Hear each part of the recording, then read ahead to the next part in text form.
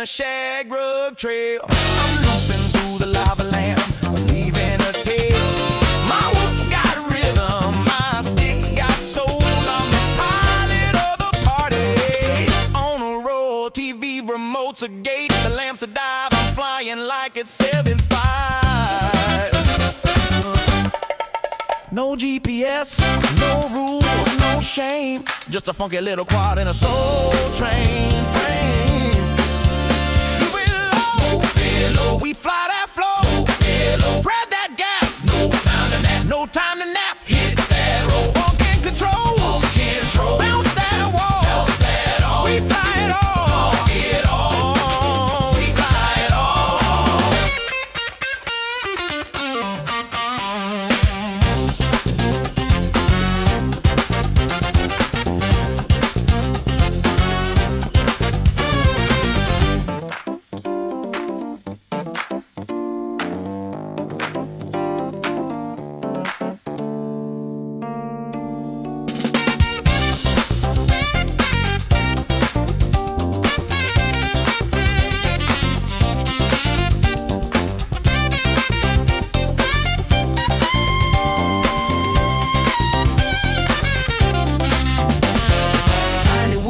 Funky and free, we fly indoors, we fly with glee. Whoop it, loop it, groove it, move it, bounce it, flip it, funk it, rip it, fly that soul, don't lose control. Tiny whoop love gonna make you whole. I thread the needle through the vinyl stacks, bounce off the mirror ball, never looking back. My quad's got soul, it's got style, it's got sass. It dips through the incense like a blast from the past.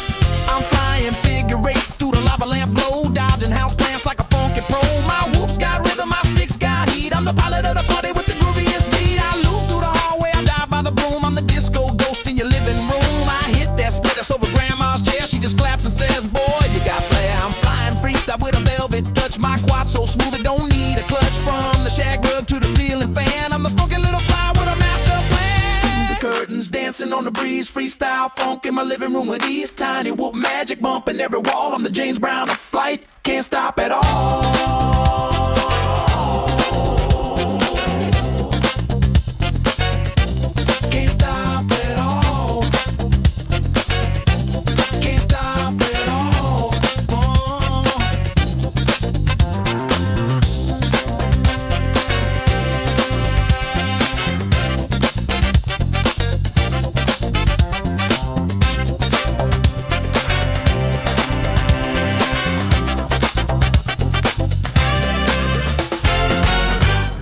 What's up, friends? My name's Aaron Ciotti. Everybody calls me Ciotti. Welcome to Sunday Q&A. We are going to be modding and tuning the new BetaFPV Air65 V2.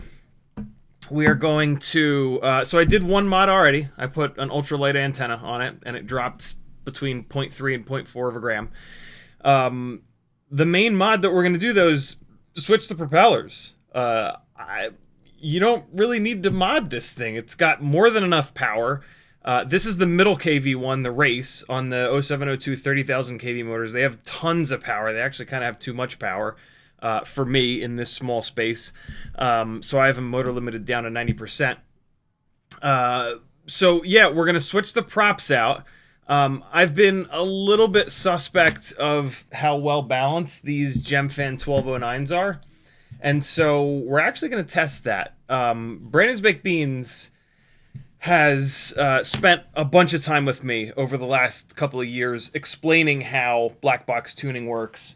And I think I've now got it to a point where I've tuned a couple of builds and it didn't make it worse.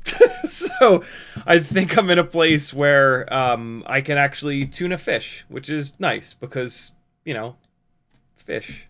I can't eat tuna fish, but I can tune a fish. So yeah, we're going to log it with a fresh, brand new set of Gemfan 1209s.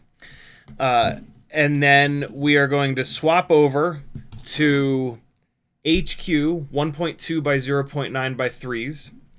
We're going to log it with these. And that's going to be all on the stock tune. Then I'm going to zero the tune out, zero the filters out, and, well, what I'm actually going to do is set the PIDs and the filters the way that I usually do on all of my other kind of builds, and we'll see how that is. It might just fly away with that setup. If it doesn't, we'll see how it compares. I had the idea to do this from my Discord in General Nonsense. Tokyo Dom, an OG of the FPV world, has been, he got the 36,000 kV version, and he's been flying it outside a lot, and he is somehow getting over 3 minutes of runtime on 300 mAh batteries with that build, which is wild because I'm getting barely over 2 minutes inside the house. Nick Burns was getting 1 minute and 30 seconds of runtime on his. Tokyo Dom thinks it's because the stock tune is not great. I've flown this thing a bunch. It was totally fine until Friday's live stream. On Friday's live stream, it started to trill a little bit, which I realized was the right rear propeller was vibrating pretty good. Once I swapped that propeller out, it stopped for the most part, but there were a couple situations where it started to oscillate into itself a little bit. So yeah, the stock tune that it comes with, it flies great, but it's a little bit weird. Where's my water bottle? I need to drink more water or I'm gonna just die. Yeah, the stock tune flies fine, but it's on the edge. It's definitely on the edge, and so let's see if we can improve that a little bit. The Stabilant 22 has arrived that I got from eBay. So this is Contact Enhancer. 3 weeks ago or so, somebody on one of my live streams in the chat said, "Hey, have you seen this Contact Enhancer?" And I thought that they meant Contact Cleaner, which is something that I knew about from the motorsport world. But they corrected me. They're like, "No, Contact Enhancer." And so admittedly, I opened a tab when they mentioned that, and then that tab got buried in the web browser that I use called Brave. And then, like, a week and a half ago, I guess, somebody put a comment on one of my videos, and they were like, "Hey, have you seen the Contact Enhancer stuff floating around?" And I was like, I totally forgot about that. So I opened up that tab, and I just ordered it because it's a little expensive, admittedly. It's $50, but what I realized is that, well, so it's $50 for an itty-bitty little bottle, and I was like, well, that's a bit much, man. But then when I actually went in there and read about it, you dilute it. And so you end up making a lot more than this little bottle. I think it's going to make this much. And so what I realized is that if it's good and if it works, I can get a bunch of smaller containers and hopefully find a bunch of itty-bitty brushes for it. And patrons will have first crack at buying some of this. We shouldn't need very much. So this is Contact Enhancer. Basically, for the same reason, Kevin Sumner pointed this out, which is brilliant. For the same reason that we use thermal paste on CPUs, we can potentially use this on our motor plugs. Metal is not absolutely smooth. It's got little pits and valleys in it. And so if you've got a little valley in like a microscopic part of the metal and there's another valley on the other part of the metal that you're connecting, there's going to be no contact there. And so this stuff fills that shit in. And so it makes a nice flat connection. And in theory, it should have the same effect that thermal paste has, which is that it makes that connection better. And so you could technically put this on your motor plugs, but in the reading that I did about it, it wears off. This is more for things that you plug in once or twice or 3 times and leave it. battery plugs, you're going to run 6 batteries a day. You're going to wear this stuff off pretty quickly, I think. And you're not really going to get much of a benefit.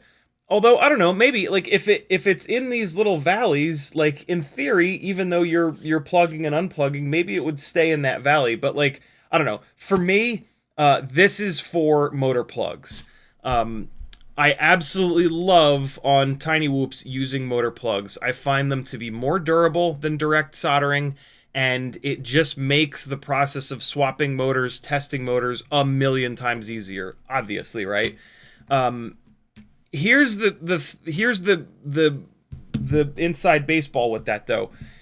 If you've got motors that are direct soldered, you're gonna bend up a motor shaft, as we do all the time with these little weak ass 1mm motor shafts, and you're gonna buy a replacement motor and you're gonna pull the whole thing apart. You're gonna spend a half an hour, 45 minutes, an hour pulling it all the way apart, removing the old motor, getting the new motor direct soldered, and putting it all the way back together. Then you're going to fly it around, and you're going to start to bend another motor shaft, and you're going to be like, well, I really don't feel like spending another 45 minutes on this. I'll just keep running it. You keep running it, that motor gets really bad. Eventually, you're like, all right, fuck it, I'll swap it out. Spend another 45 minutes. You put it back together. Now you're going to fly it around some more, and now you're really not going to want to spend another 45 minutes. And so, like, in the real world, what happens is you stop changing your motors out. You start backing off your tune more and more and more so that you can run banged up motors. If you've got motor plugs, that does not happen, because the process of swapping a motor out takes like 3.5 minutes, right? You unscrew 3 screws, you unplug, you re-screw 3 screws, you replug, you're back in the air. God forbid you're out somewhere flying and you bang up a motor. You're not, if it's direct soldered, you're not tearing one of these apart at a bando. You're not tearing these apart anywhere but at your workbench. The screws are itty bitty. If you're in your 40s plus like me, you need magnification in order to be able to see what the hell you're doing, right? It's just kind of unrealistic. So anything that we can do to make these motor plugs work better, and I've heard like 20% better from using this stuff. That's kind of a big deal. And with motor plugs, we plug them in and leave them for at least a few weeks, right? Like motor plugs, we're not constantly unplugging and replugging. So yeah, I'm excited for this stuff. We're not going to try it out today because I still have to read the directions and figure out how to dilute it. But yeah, I think I probably also need to get some ISO that's 99% purity it's calling for here. But yeah, coming soon, Stabilant 22. For those of you that are patrons, you will get first crack at buying itty-bitty little containers of this stuff, which should be plenty for you to do all of your Tiny Whoops. You're not going to be able to do the motor plugs themselves because the plastic encases the little... you're just not going to be able to get the brush in there. You're going to do the plugs on the AIO because the pins are just sticking. There's 3 pins, 1, 2, 3. And so you're going to get the brush in there on those pins and just and away you'll go. So yeah, CiottiFPV.com is my little website with a link to my Patreon if you want to join it. Patreon is also the only way that I can do this full time and do as much testing as I do and, you know, interact with you guys as much as I do, answering questions and whatnot. It's $3 a month to jump on there. That's only 10 cents a day. But if you have an extra $2, tomorrow night is the first Monday night of February. There are going to be 4 giveaways tomorrow night. 3 of those giveaways are for patrons specifically. There's a Tiny Whoop giveaway, there's a 3-inch giveaway, there's a 5-inch giveaway. It's explained on the Patreon, but basically $5 a month, $10 a month, $15 a month. This way, if you only fly 5-inch, you can only be entered to win 5-inch stuff. If you only fly Tiny Whoop, you can only be entered to win Tiny Whoop stuff. The 4th giveaway is open to anybody. You got to be here at around 11 p.m. Eastern time to get in on that. We'll explain it at that point. But yeah, Patreon is the best possible way that you can support me. Speaking of... Brian Quigley, welcome to the Gangly Gang. Thank you for joining the Patreon, my friend. We've got Radio Simeon, welcome to the gang. Thank you so much for the support. And that Vilsa? Vilsa, welcome to the gang, man. Thank you so much. It means a lot. Oh, no, Brendan as well. Brendan, welcome to the gangliest of all the gangs, Brendan Wiley. Thank you guys so much for the support. It is literally the only way that I can continue doing this and keep literally the lights on in this house and the bottomless pits of children fed so that they don't starve to death and die. Oh, wait, no. There's another one. Joshua. Just Joshua. Joshua Evans. There you go. Thank you, guys. It's super cool that I've been able to do this for the last 3+ years. We are over 1,000 live streams deep. Lots of learning. Lots of cool people connecting. Lots of cool stuff going on my Discord. You'll get access to about, like, half of the Discord for free. The other half you'll get by joining the Patreon. It'll send you an email with the way to kind of link your accounts, and away you will go. Discord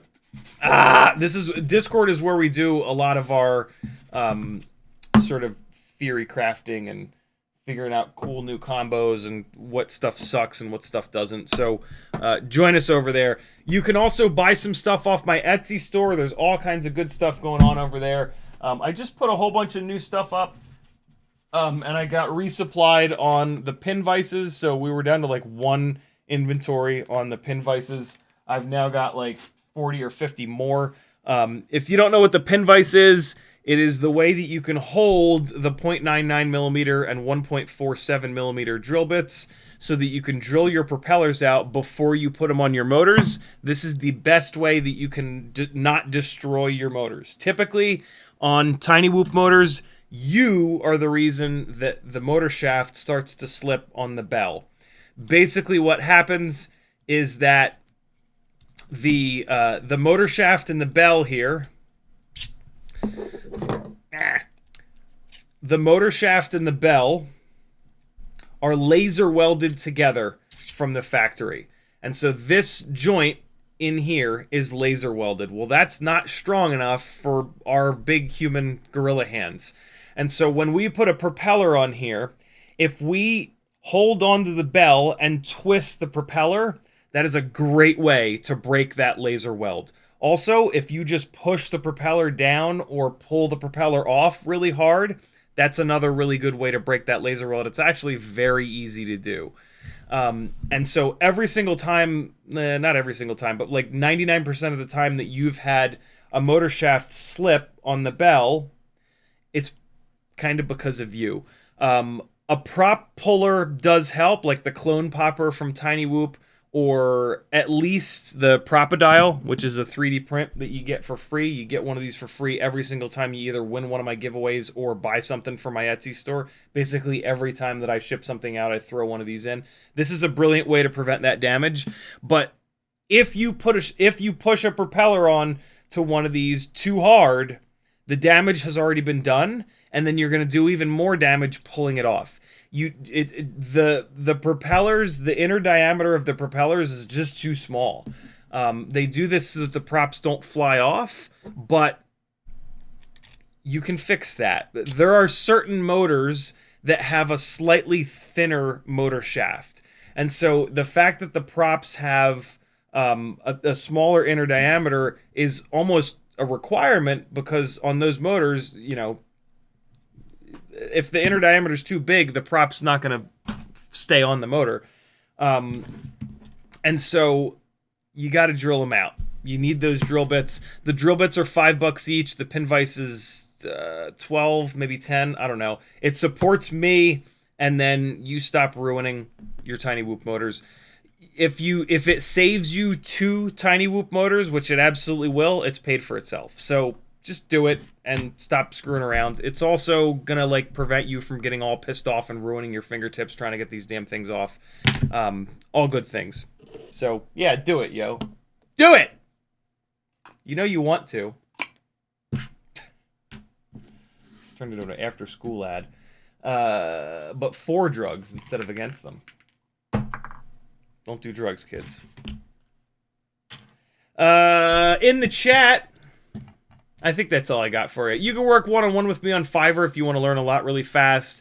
And there's affiliate links on the website as well. Try to use affiliate links whenever you order FPV stuff. If you don't use mine, use somebody else's. Support us because YouTube doesn't pay jack shit.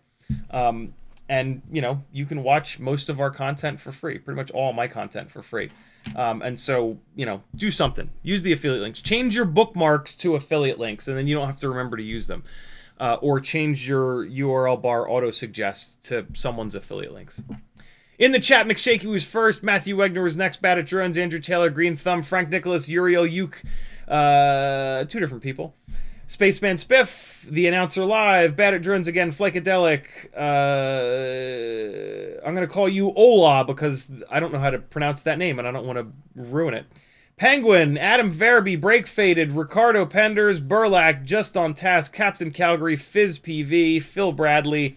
I'm going to leave it there. If you want the gangliest of ganglies to read your name, get in here early, say something, or just type at CiottiFPV, and then I'll read your chat comment. Badaturin says, perfect timing for the stream as my Air65 II should arrive in the next couple days. Went with the race as the champ seemed to be too much for my indoor flying. Yeah, the champion's a bit much.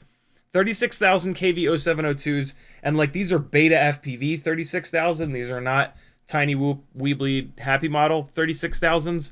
BetaFPV 36,000s are absurd. These 30,000, I like powerful Tiny Whoops.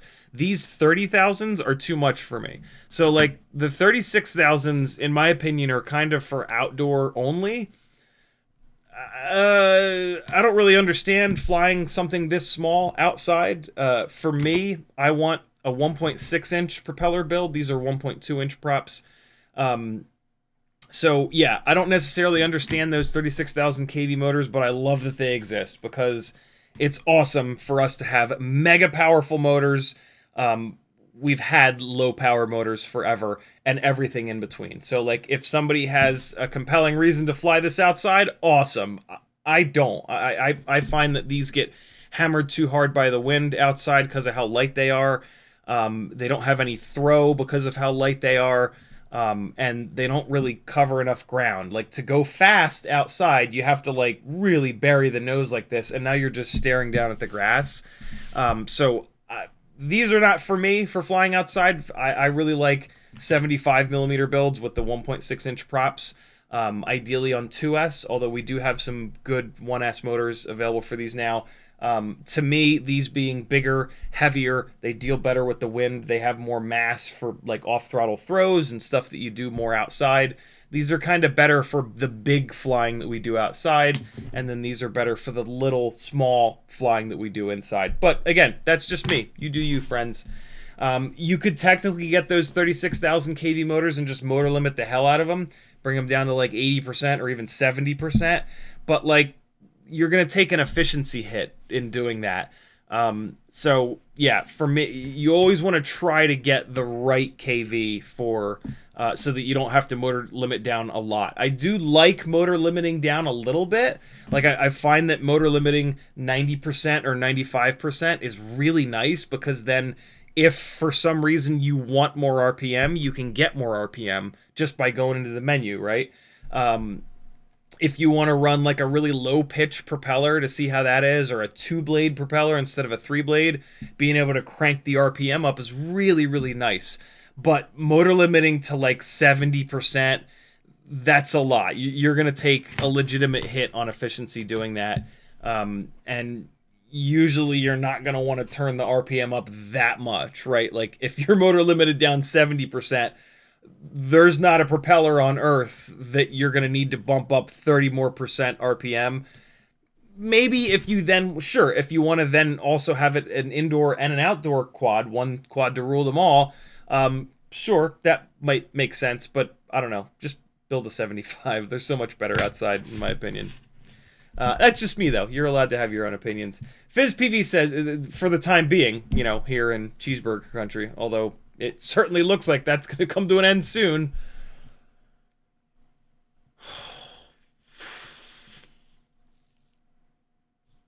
Don't say I didn't warn you. Jesus Christ on a cracker. FizzPV says, is the white cube a photo cube for small products? It is indeed. I've been using it for the thumbnails. I've also been putting a lot of stuff up on the Etsy store, so the white photo cube has just sort of been hanging out on the coffee table. Break Faded says, could you, in theory, cut off the front of the V1 AIO to match the way the V2 is? Just cut off the front mounting hole.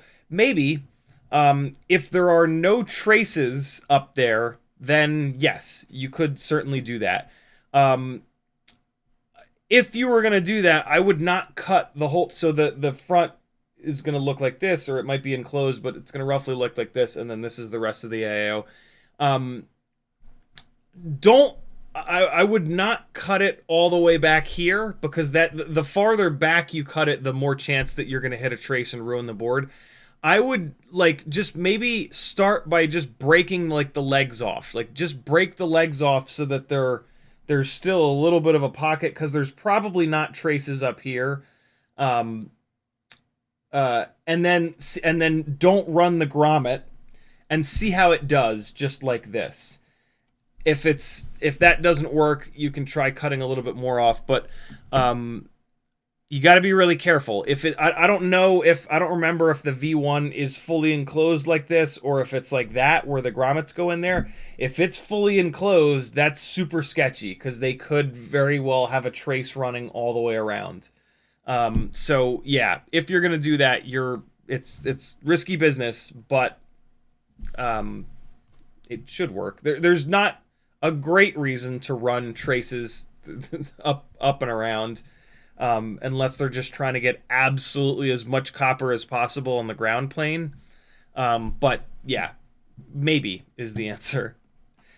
If you decide to do that, if anyone decides to do that, do me a favor and post in General Nonsense or the Tiny Whoop, if you're a patron, the Tiny Whoop Patreon text channel, and let us know if it ruined or didn't ruin the AIO. Phil Bradley says, have you any tips on how to land smoothly without bouncing off the ground? Cheers, love the show. As with many things, stick time is the answer. This, as many of these live streams are in the title, a hashtag 6 battery live stream. If you fly 6 batteries a day, or at least 6 batteries every single time I live stream, you're going to get way better. And that kind of thing is going to get, you're just going to get better at it. You should... Here's a better answer. If you're not going to run dual switch arming, which I personally do not, you don't want to land in a way that you're going to bounce anyway, because the best little easy safety for you to have pseudo 2-switch arming is to never drop the throttle all the way to 0. So when you come in and land, you're going to be around 30% for the hover. Just disarm it and let it fall. Well, disarm is this way. And let it fall. And now your throttle is not zeroed, so God forbid you accidentally arm it again, it won't arm.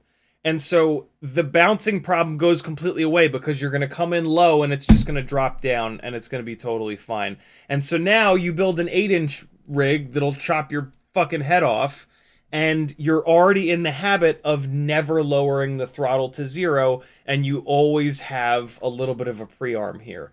All that being said, you should also flip into turtle mode when you land.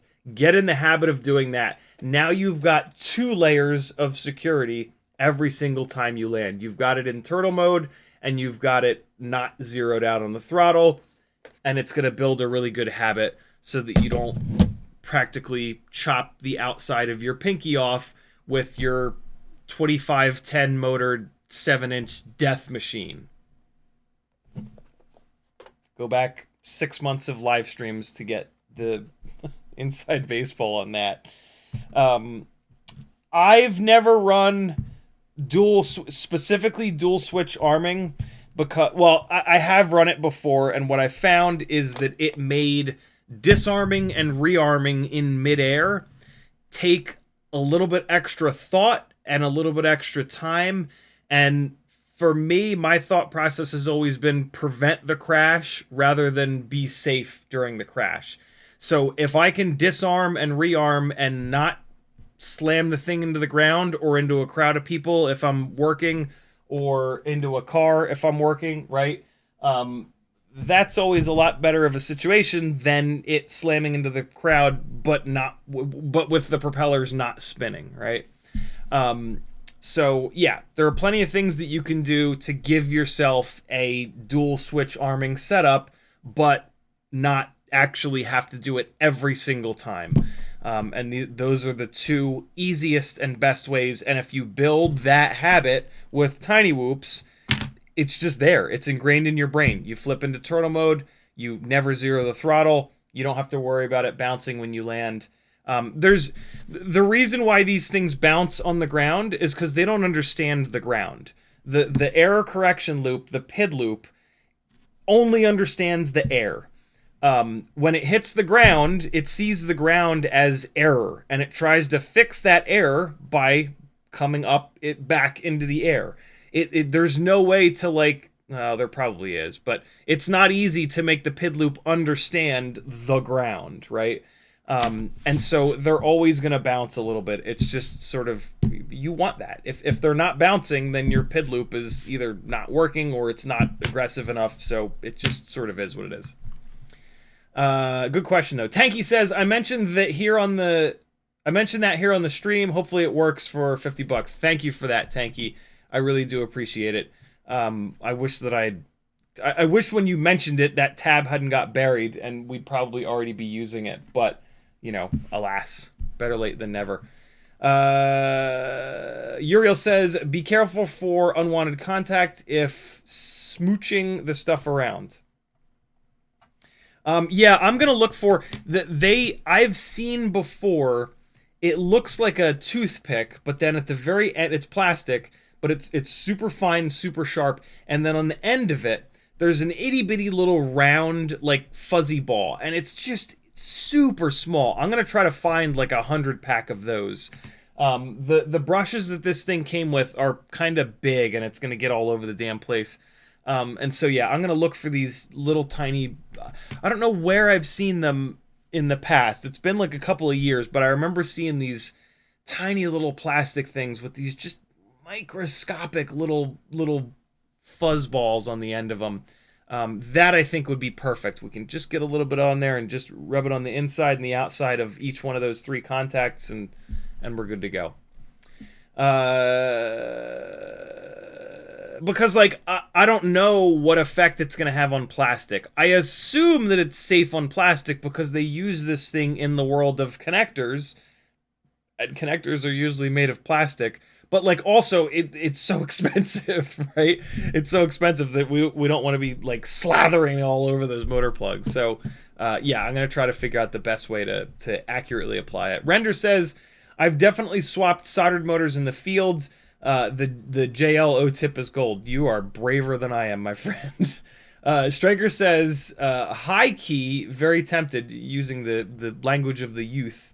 Very tempted to buy the Champion Edition and get those new Tiny Whoop 45,000s, not even to actually fly legitimately, just for funsies. Yeah, the crazy powerful motors are extremely fun. They're very hard to fly, though. They really kill your throttle resolution, and like when you try to actually be serious and fly in a way that looks good, you tend to just bounce around because like you move the throttle up a microscopic amount, and there's so much power in that throttle throw that it's going to go from like descending a little bit to ascending to descending to ascending. That drives me nuts. This is me being a cinematic donkey. But yeah, for me, like having a dead level cruise is one of the main ways that I can tell somebody that's been flying a year from somebody that's been flying 5 years or 10 years. And it just looks bad to me to have that elevation constantly kind of changing. It takes a lot of time and effort to be able to figure that out. Yes, Throttle Expo helps a ton, but it's not the whole, it's not the whole answer. Also, like when you come down from a dive, being able to just like slam down and just have like a you know, it looks like you landed on a set of railroad tracks versus you come down, you bounce up, and then you try to settle down, and then you kind of get it, right? Throttle Expo doesn't help with that. That's just raw stick time. So, yeah. Sir Lamo says, don't really like they put plugs on the race/freestyle and only direct solder on the champion. Plugs just deliver less. Is it possible to remove the plugs? Is there a pad to work with? Yes, absolutely. There are pads under there. It is the exact same AIO with the plugs and without the plugs. So you can absolutely remove them. And they're not hard at all to remove. You can remove them without any special tools, but I'll tell you what makes it a lot easier is a set of tweezers that are sprung closed, right? These, when I let go, they clamp closed. So what you do is you hang these sprung tweezers off the bottom of the plug itself, and then you just use some flux on the top of the plug, and then just hit all three, and the weight of this will pull that plug right out of there. Super easy to do. It'll take you, I mean, you'll have to pull it all apart, so it will take some time, but like it's easy to do. Striker says, 45,000 kV must genuinely feel like flying a 5-inch in a playground. Well, so Tiny Whoop, We Bleed, Happy Model, their KV numbers are all, they measure KV differently than everyone else. So their 45,000 kV is probably going to be on par with, or to be honest, maybe a little bit less powerful than the BetaFPV 36,000 kVs. So yeah, there are plenty of motors out there already that make this like horrendous amount of power. The RC and Power 30,000 kVs, there are some of the other ones that just make ridiculous power. And then the newbie drone 0702 30,000 kVs as well. They just make like banana power. And so yeah, there's plenty of motors already out there that make an absurd amount of power. What's potentially interesting about the Tiny Whoop 45,000s, in the same way, in the same vein as the We Bleed 40,000 kVs, is that the Tiny Whoop, We Bleed, Happy Model motors all are extremely efficient, even when they make lots of power. So those 45,000s and the 40,000s, they're probably going to deliver that absurd amount of power, but also some efficiency. The RC and Power 30s, the newbie drone 30s, the BetaFPV 30s and 36s, at that same power level, they are not as efficient. I've found. So yeah. But in fairness, I've not tried the Tiny Whoop 45s or the BetaFPV 36s, so maybe there's some kind of magic.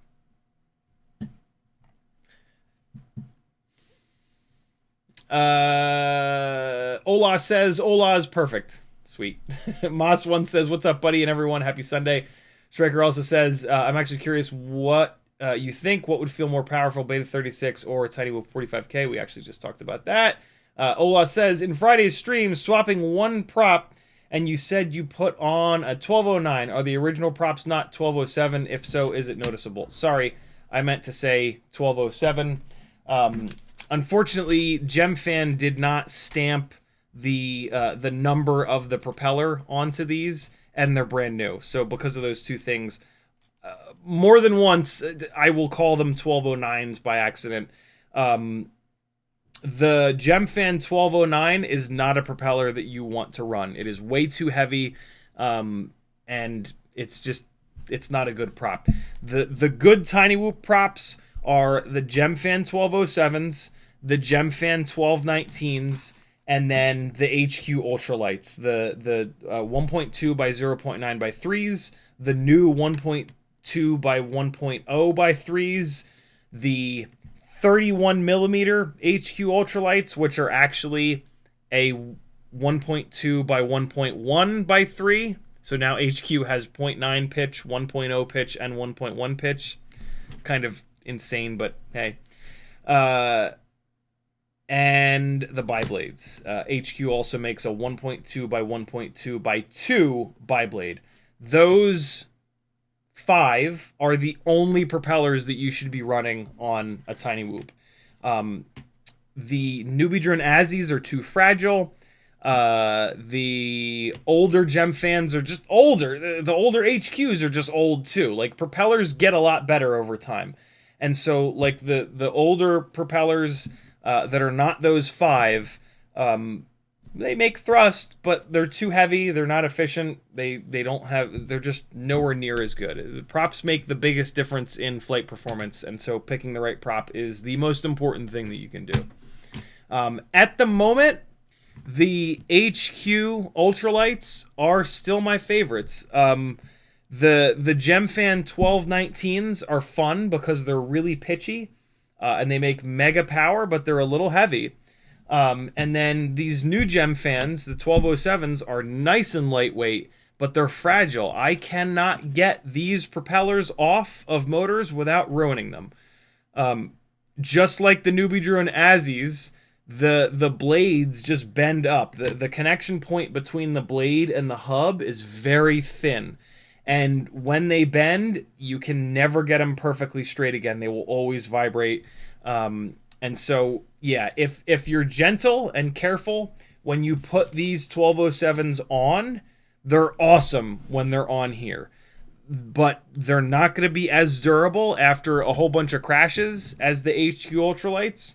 And like I said, you're not going to be able to remove them without bending the propeller blades all up.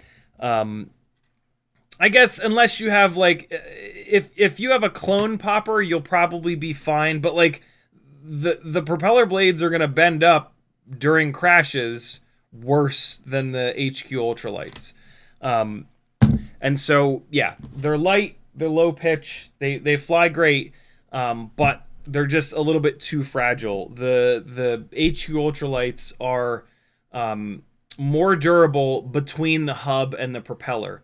The problem with the HQ ultralights is the hub is a little bit fragile.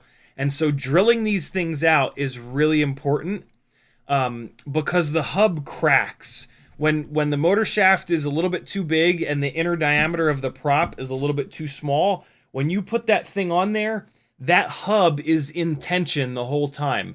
And eventually with these, it will crack and the whole propeller will just vanish. And if that just happened on a rooftop, you're not getting that thing down, right? And so I love that Gemfan now has a propeller that's as lightweight as this.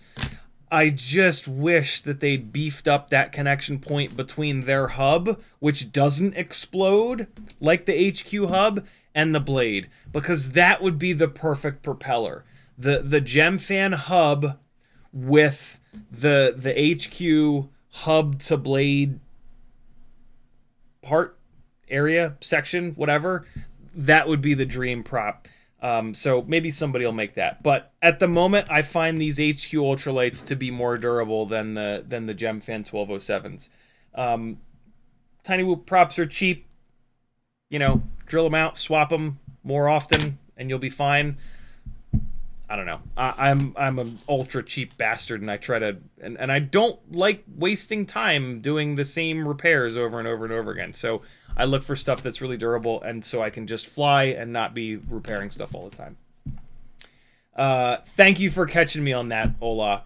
That won't be the last time I make that mistake. If I ever put a 1209 or suggest a 1209 propeller, what I actually mean is 1207. J Drones says, how you doing, buddy? Hi, everyone. Phil Bradley says, some of my drones suffer more than others when it comes to ground effect. Does the tune make a difference to how smoothly you can land? Yes. It's not just the tune, though. It's the response time and the power level of the motors. And that's all the tune really does. Like a more aggressive tune, all that's doing is shortening up the response time. It's kind of doing it like artificially, but in the end, that's what it's doing. When you're flying along and the wind hits it, which is the same thing in ground effect. In ground effect, the thrust blows down, it hits the ground, and then it comes back up in like a weird, ugly way. And then that makes something unexpected happen, right? You're cruising forward, you're giving it throttle, you're not really on the I mean, it doesn't matter if you are, but like your set point, your sticks are in a certain way. And so this thing wants to be cruising, or maybe it's doing this, but it's doing something at a constant rate. And then wind hits it and knocks it off. How aggressive your PID tune is, or how much power the system has, is going to try to fix that problem sooner. So by increasing, wait, for you guys it's this, wait, no, it's this way. For you guys it's this way. When you're increasing the sliders, that is shortening up the response time. Going to a more powerful motor or a lighter weight rotating assembly does the same thing. It shortens the response time. So it sort of artificially pushes the sliders up. And so as soon as that problem occurs, it's going to push back quicker.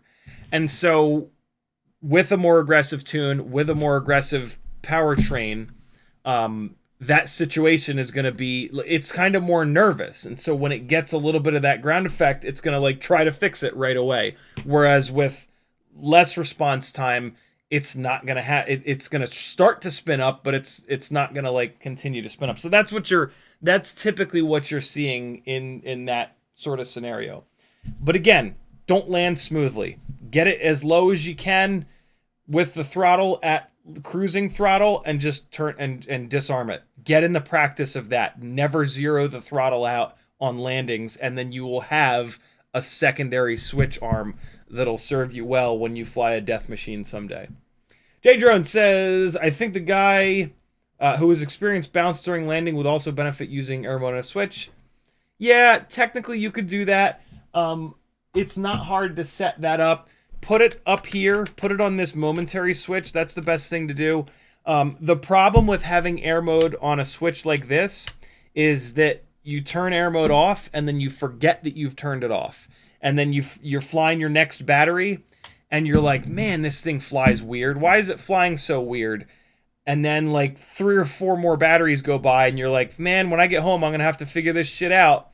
And then you realize that you forgot to turn air mode back on. And then you turn it back on, a couple days goes by, and you do it, and it happens again, and it happens again, and it happens again, and it happens again, and it happens again, and... Or maybe you're smarter than I am, and that won't happen to you. But that was my experience with having air mode on a switch. I tried to make it work for a long time, actually, and it's just kind of unrealistic. And so, yeah, you can certainly put it on a momentary switch, and then come in and land and use your middle finger on that momentary switch. But look, don't do that. Just come in nice and low at your hover, disarm it, and you've built a good habit. And it just doesn't matter if you land smoothly or not. You know, like it's just like, who cares? Uriel says those pointy sponges are for cleaning glue of very small components. They will work. Happen to know what I can search for to find them? Pointy sponges? I don't know if that might return an unwanted search result. Jimmy the Cow says moo. YouTube just did the thing, scrolling back up to try to find my place. Dave's 3016 says D-pin 1 JST motor plug terminal, apply compound, then 1 by 1 apply to motor plugs. Oh, yeah. Yeah, you could do that. You could do that. I don't like depinning those JST plugs because you have to pull that plastic latch up and that fatigues that plastic latch. Also, the pin itself is like this, and you're not going to be able to get that little pointy thing into... Like, those pins are infinitely small on the inside. So I don't think you're going to be able to get the little spongy thing. You could probably put it up on there, get a little bit of the liquid, and then take, like, a literal metal pin and, like, push the metal pin into that little plug a couple times. I'm not gonna go that deep down the rabbit hole. I'm gonna wipe this shit on the exposed 3 motor plugs on the AIO and move on. But yeah, that would be a way to get even better performance with the Stabilant. Uze says, hey man, Bad at Drone says, check general nonsense for a V1 Matrix. I literally just modified. It flies perfectly so far. Okay, there we go. There are no... On a V1 Matrix, there are no traces up front. So this is what it looked like out of the box. And so there was a scary chance that there were some traces running up here. Flies fine like that. So yeah, you can kind of see there's a trace here. So absolutely do not cut it any farther back than here. If you cut it back here, it'll probably brick the board. But yeah, very cool, dude. Thank you for that. Yeah, be careful if you're doing that. And yeah, then it misses the front piece. Cool. I dig it. The power of the gangly gang. I think I'm caught up on chat. Weebleed's in the chat if you have any questions for Zotek. There you go. Lord Region says, sorry, meaning, do you think there is a reason for it? Is valid. What was the question? Lord Region, where's your question? Do me a favor, tag me again and ask your question. I'm not seeing it in the chat. Yeah, for some reason I don't see your question in the chat. All right, let's start. Oh no, I forgot to hit the button to charge the effing batteries. Oh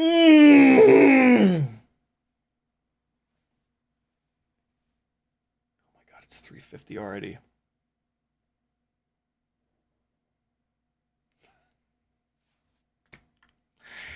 I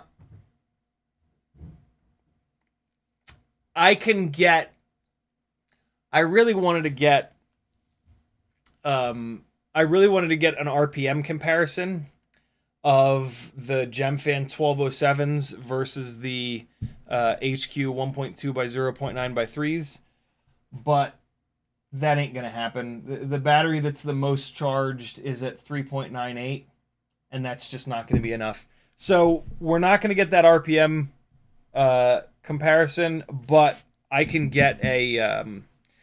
certainly get enough of a flight on this battery at 3.98 volts to get a black box log, and then we'll just dive straight into black box. So, god damn it.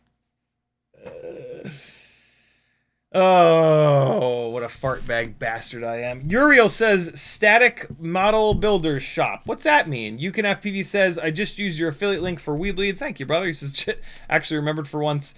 Man, did it make the site run even worse. I've never noticed any problems on that website. Other than, like, I know I have to hit the back button twice, which is kind of weird, but I get used to it pretty quick. There we go. So, oh, you know what? You know what I've been meaning to do that I want to do super quick? Is it super quick? Hold on. I don't have the this switch mapped, but I think it's pretty quick, isn't it? No. Nothing with OpenTX is, or EdgeTX is quick. I'll do it. I just keep forgetting to do it. Oh, and that's right. This button on my old transmitter. I'm using my old transmitter to keep the stress off of the one that I use for work. It's fine. It's fine. Yuke says I had to switch to desktop because I couldn't get the cart off my screen. I don't think I've had that problem, but you never know. All right, let's get a black box log with these brand new GemFan 1207s. I almost said 1209. Also, here's how you do a here's how you want to fly when you're black box logging. There's a couple things that you specifically kind of want to do for a good, accurate black box log. Fair warning, I am not a black box ninja. I am just barely, maybe good enough to get away with. Oh no!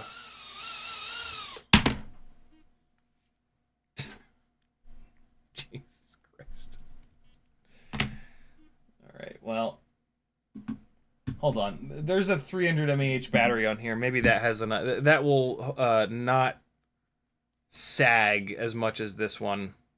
As much. I just put a 280 on there. This is a 320 actually. Let's see if this will get me enough to. Got a quick log. Nope. Fuck!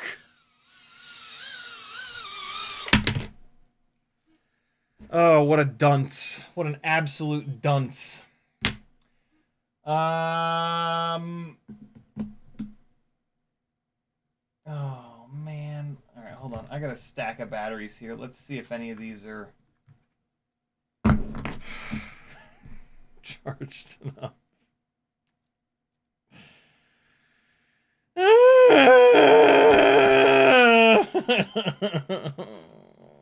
No, that one's certainly not at 3.58 volts.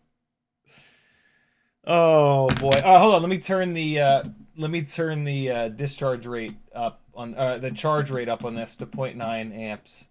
There we go. That'll help. Let's see.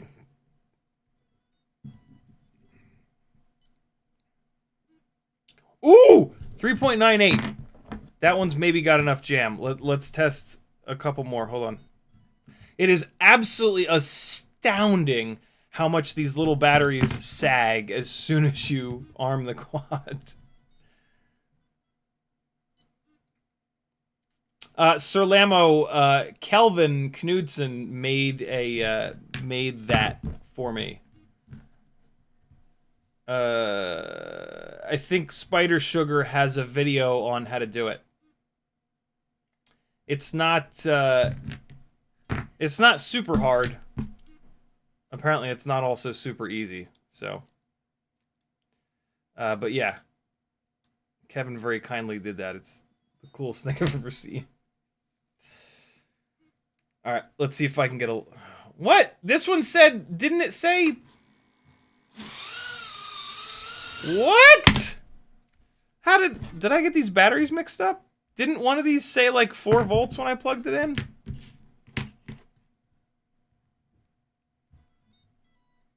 I wonder if... Oh, here it is. Is that a 9? Oh, I thought it said 3.95. It actually said 3.55. Oh, oh my god. What an idiot. Oh. I mean, these are charging pretty quick at 0.9 of an amp. I got a couple more batteries I can check here, though. Let's see. What about the ones that I flew the other night? Did I maybe not fly one of these 320s all the way down? Let's see.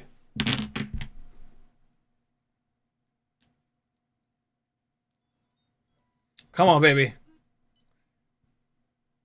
Nope. 3.65. Jesus.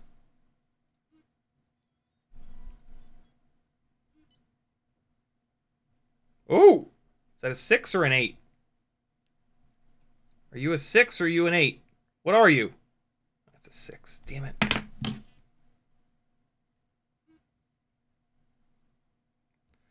This is brutal. Oh. Wait, that's an 8. Is that an 8? That's a 6. Damn it.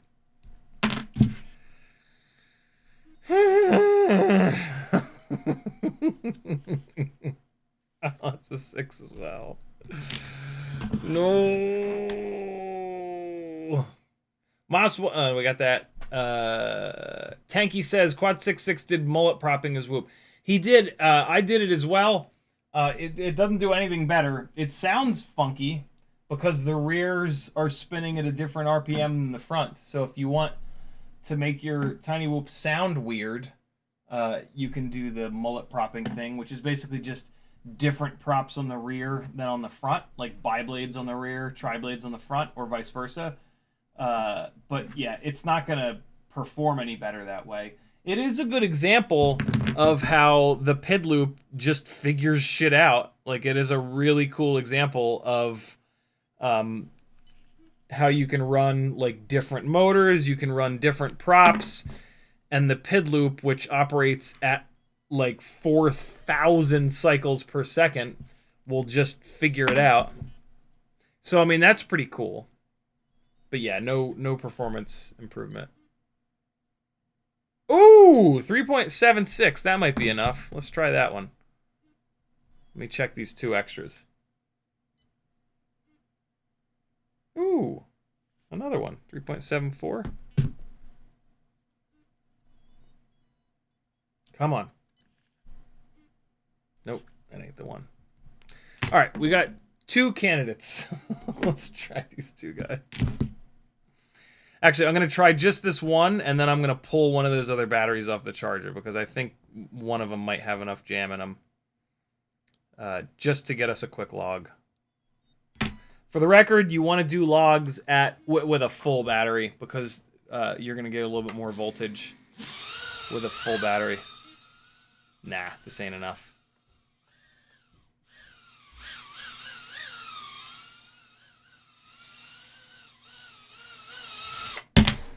I now remember why I stopped flying this transmitter. This transmitter does something weird when it's cold, which is absolutely insane that it only does this when it's cold. But yeah, this transmitter does this. You'll see it sometimes.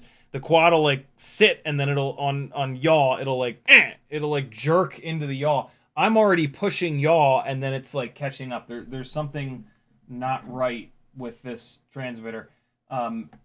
After I've used the transmitter for a couple minutes, it stops doing it. But yeah, something ain't right with this old QX7. But look, I've pounded the living shit out of this. This has been around the world with me. The fact that this lasted as long as it did. I ran this transmitter for almost 10 years. Probably easily tens of thousands of batteries. So yeah. FrSky QX7 is a hell of a workhorse. But yeah, there's something a little weird with it. Sir Lamo says, I've heard 0.3 amps is the safest way to charge 1S. I usually go 0.6, is going higher, much worse for the battery. Think of it this way. When we discharge these batteries, we discharge them at like 20 amps, 25 amps, right?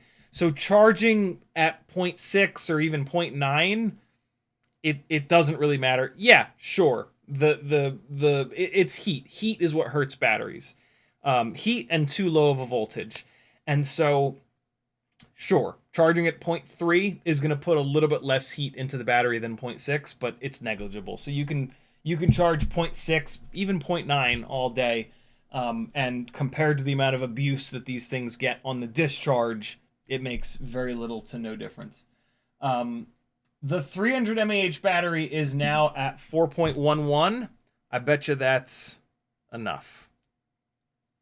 320 mAh rather. 3.90 should be enough. All right, let's get this log. I'm going to do it upstairs so that I have room. Here's how you get a black box log. Oh my god, the voltage is dropping fast. Black box is on. First thing is you don't crash.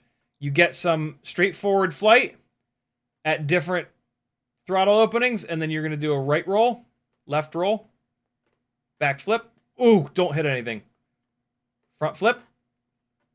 Yaw left, yaw right. Full stick left, full stick right. And then you want to get a little bit of full throttle. You got to get some sweeps. See that really harsh yaw in there? That really snappy yaw attack. And now I've turned black box off because I'm not confident flying down the stairs to not hit the wall. Ideally, you want to log for a little bit longer than that, but that's actually fine. Get all those movements in there. Don't hit anything, and you're going to have a good log. You're going to have a good shite log. Okay. So then you're going to download Black Box Explorer from the Betaflight website. I think there's a link to it. When you open Betaflight, there's a link right here. Betaflight Black Box Log Viewer. All right, and it looks like this. Let's give it a second. And so now we need to plug the quad in to the computer and download the black box log. So in this case, we're going to use this little JST to USB dongle. I hit the dong and dongle a little too hard, I guess, and it gave me hiccups. USB dongle. Yeah, mine's outdated, but it doesn't really matter. Plug the quad in. We're going to go to black box. We're going to hit activate mass storage device mode. And now it's going to pop up on your desktop. All right, open it up. Oh. I need to, I have the same switch turned on to log black box as the switch that turns off my OSD. And so I hit that switch, as you can see, pretty frequently. It's now I have all these garbage logs. But this is the last log here, 013. And so it's going to come over locked on an Apple. I'm going to hit Command I and see it's a 2.6 megabyte file. The rest of those logs are probably like 0.1 megabytes. So this 2.6 megabytes, that's the right size. I'm going to click this to unlock it. And now we're good to go. Click out of here. You have to unplug the quad and then plug it back in to get it out of mass storage mode. And then you're going to connect here. You're going to go back to black box and you're going to hit erase flash. And while that's going on, you're going to name this file something something that means more than BTFL underscore 013. So we're going to go Air V2 dash 1207. All right. And now we're done here in Betaflight. We can disconnect, unplug the quad so it's not sitting there getting hot. And so now we're going to take that file. I think we can drag it and drop it, right? Yeah. Drag it and drop it. And so here we go. So here's our entire flight. This little thing up here is really handy. If I hit the space bar, it's going to play. And there you can see I just did either a front flip or a back flip. And now I'm flying around a little bit. And now I think there's going to be one more flip here. Maybe not. You can kind of see from the bottom in the spikes when you're doing things. And so there you go. There was a backflip. And so like the way that you tune your PIDs. Okay, so the workspace over here, UAV Tech here on YouTube, UAV, Unmanned Aerial Vehicle Tech, UAV TECH. That's Mark Spatz. He is a goddamn genius. He's got tons of information on black box. You can go all the way down the rabbit hole with him. If you don't want to go down the rabbit hole, stick here. I'll show you how not to. But he's got a workspace that you can download and import, and he tells you how to do that. And that workspace is genius. And that's what you're seeing here. So the workspace, I have it set to overview. In a minute, we're going to use noise plots. But right now, the workspace is on overview. And the top line here is RC rates. And then we've got debug mode. And then we've got gyros. These three, also the PID error, but these three are super valuable to actually dialing in the PIDs themselves if you want to try to get this thing to match your set point. We're not going to dive into that. I don't like the quad to match my set point, believe it or not. What I do like is for the quad to be soft on the attack and on the when I push the stick out and then when I center the stick. And so for me, believe it or not, what I'm looking for is, so this is looking at the gyros.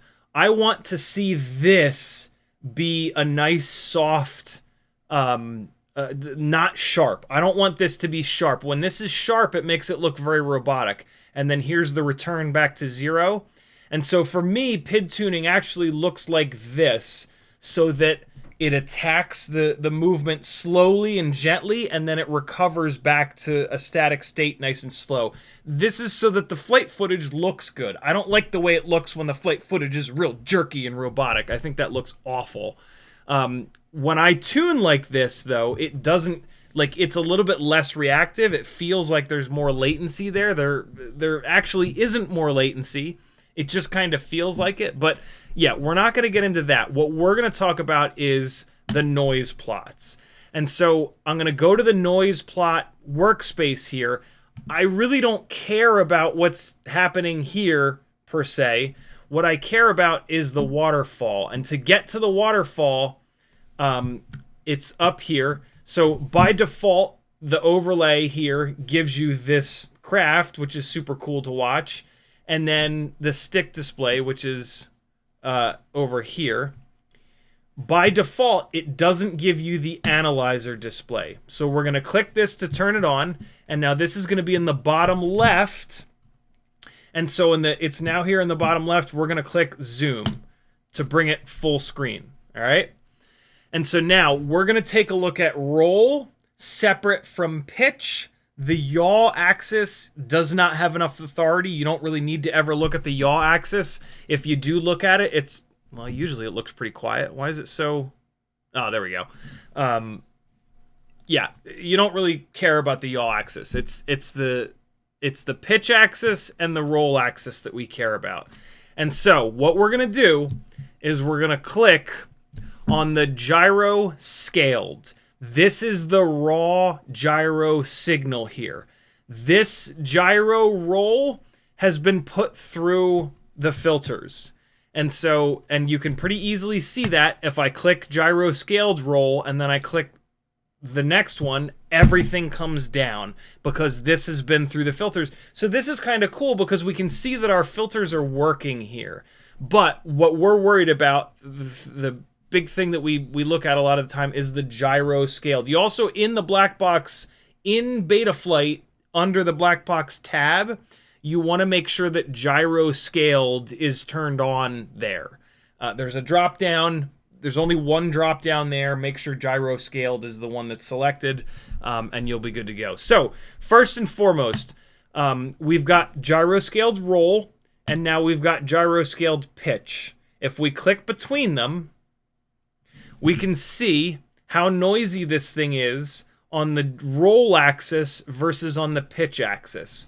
Why that's interesting with this is that for the, I don't know, for the first time ever, but it's pretty rare that the front of the AIO is floating, right? On the new Air65 V2, the front of the AIO is not connected to the frame. So the AIO potentially is going to do this on the pitch axis, but not on the roll axis. There is a little bit more here on the pitch axis we're looking at now versus the roll axis, but it's actually not that bad. There's a little more down here. This doesn't look that bad. Okay, so here's the other thing that I want to make sure I mention. This little slider right here controls the amplitude. When you open this up, that default amplitude is very important because it always opens it to that same amount. So if you open a log and it's on that default amplitude and it looks like this, you've got major issues. You probably already knew it, but just keep that in mind. If on pretty much any black box log, if you crank this amplitude all the way up, it's going to be a disaster. Double click it to bring it back to the default amplitude. And so as you look at more and more logs, you'll become very familiar with this. And if you see that this is not that bad, if you see this much higher, it's starting to get really bad. You'll start looking at more logs and you'll have a rig that's like really acting weird. You'll pull it in here and with the default amplitude, this shit'll all be really high. And it's like, okay, there's my problem. Sometimes you will have a massive spike. This is not that big of a spike here, but if we had a situation where we had like nasty jello problems, if you've got a big spike like this at like somewhere around 200, what you can do is look right up here, and it's drawing this red line, and it's telling you max motor noise 200 hertz. You could drop a gyro notch filter on 200 hertz, and I'll bet you that'll kill the jello. That's what I had to do with the 04 builds with the soft mounted canopy. There was a huge spike at like 150 hertz or so, and it told me the number, and that's where I went in and dropped that notch filter, and it completely fixed the problem. This is not looking that bad on the roll axis. Let me click back through here to the pitch axis. Wait, no, this is the pitch axis. Here comes the roll axis. There is not like a big spike on the roll axis here, so we're fine. I'll bet you that this right here is the AIO bouncing up and down a little bit. But like I said, this is not that high. This amplitude here, this ain't too bad. I'm not worried about this.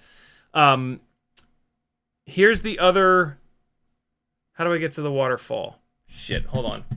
Brandon made me a little video because he knew I was going to forget how to get to the... This is not actually the waterfall. Here is you go to the waterfall. How do you get to it? Oh, yeah. Okay. So to get to the waterfall... There it is. It's up on the top left. And it disappears when you're not moused over it. And so it's frequency versus throttle. The main one that comes up, the default, is frequency, but we want to look at frequency versus throttle. This is the actual waterfall. So we are on gyro scaled roll. And so in this waterfall, you see this diagonal? This diagonal line here is the motors speeding up and slowing down. This diagonal line is what the RPM filters attack. If you pull up a log on a carbon fiber frame, you're going to see either 2 or sometimes 3 of these diagonal lines. That is why on carbon fiber frame builds, we run 2 or 3 RPM filter harmonics. On a plastic frame, as you can see, there's only 1. And so that's why on Tiny Whoops with plastic frames, we only need the 1 RPM filter harmonic. This is why that works. There is not another harmonic unless we crank up the amp. Will the amplitude affect? Yeah, the amplitude does affect this. So if we crank up the amplitude, maybe we can see a second. No, still can't see a second harmonic. Double click the amplitude to set it back to normal. This does not look all that bad either. Let's come over here to pitch. There's definitely room for improvement here, but this doesn't look that bad. And then the vertical, when you see a vertical line here, that is a frame resonance. That the horizontal line, so we've got amount of throttle is the vertical here. 20% throttle, 40%, 60%, 80%. And then the frequency of the vibration, the hertz, 200 hertz, 400, 600, 800, 1000, that's on the left to right axis here. So when the throttle goes up and the frequency goes up, you get a diagonal line this way. You get a diagonal line. And so that's how you know that this diagonal is the motors. So this diagonal line is telling you how much vibration there is in the propeller and in the motor bell because it's ramping up with the throttle. The vertical line here is at all throttle percentages, but at the exact same hertz. And so the vertical line is a frame resonance. At all the throttle values, it's still resonating. Something is vibrating in the frame, and it's vibrating at the exact same frequency, 200 hertz. So 200 times a second on the pitch axis, something is vibrating in this build. It's the AIO. And the reason that I know it's the AIO is because I'm looking at the pitch axis, which is where we don't have that front connection point. And now when I come here to the roll axis, it's completely gone. On the roll axis, it's super quiet. We could actually see that here in the frequency, but the frequency chart here doesn't show you that diagonal line. And the diagonal line is actually what I'm concerned about right now, because what we're looking at today is the propellers. If we were, well, after we're done looking at the propellers, we're going to look at the, we're going to try to tune the filters a little bit better. But for right now, we're just looking at the propellers. Let me get these props off, and I'm going to show you what I mean about these propellers not wanting to come off. If I had, if my clone popper hadn't broken, I would probably have a much better shot at getting these propellers off without ruining them. But unfortunately, the Proptopus, the only flaw with the Proptopus is that on a tri-bladed propeller, it only pulls on 2 of the blades at once. There's always going to be one blade that escapes the Proptopus. And these propeller blades are kind of weak, like I was saying. And so this prop, well, all 4 of these props are going to probably get all kinds of banged up when I remove it. Although that one was actually okay. Cool. I did drill these propellers out quite a bit before I put them on, in hopes that exactly what just happened would happen. So with the drill bits, I was able to, well, we'll see. That was just one of them. Let's see if I can do that again.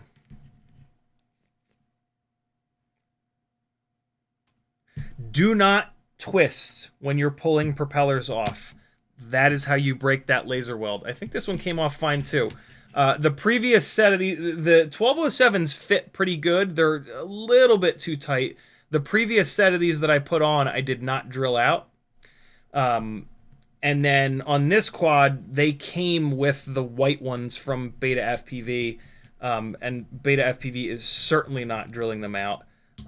This is a great example of, you know, why drilling out your propellers with a .99 or 1.47 millimeter drill bit is absolute magic.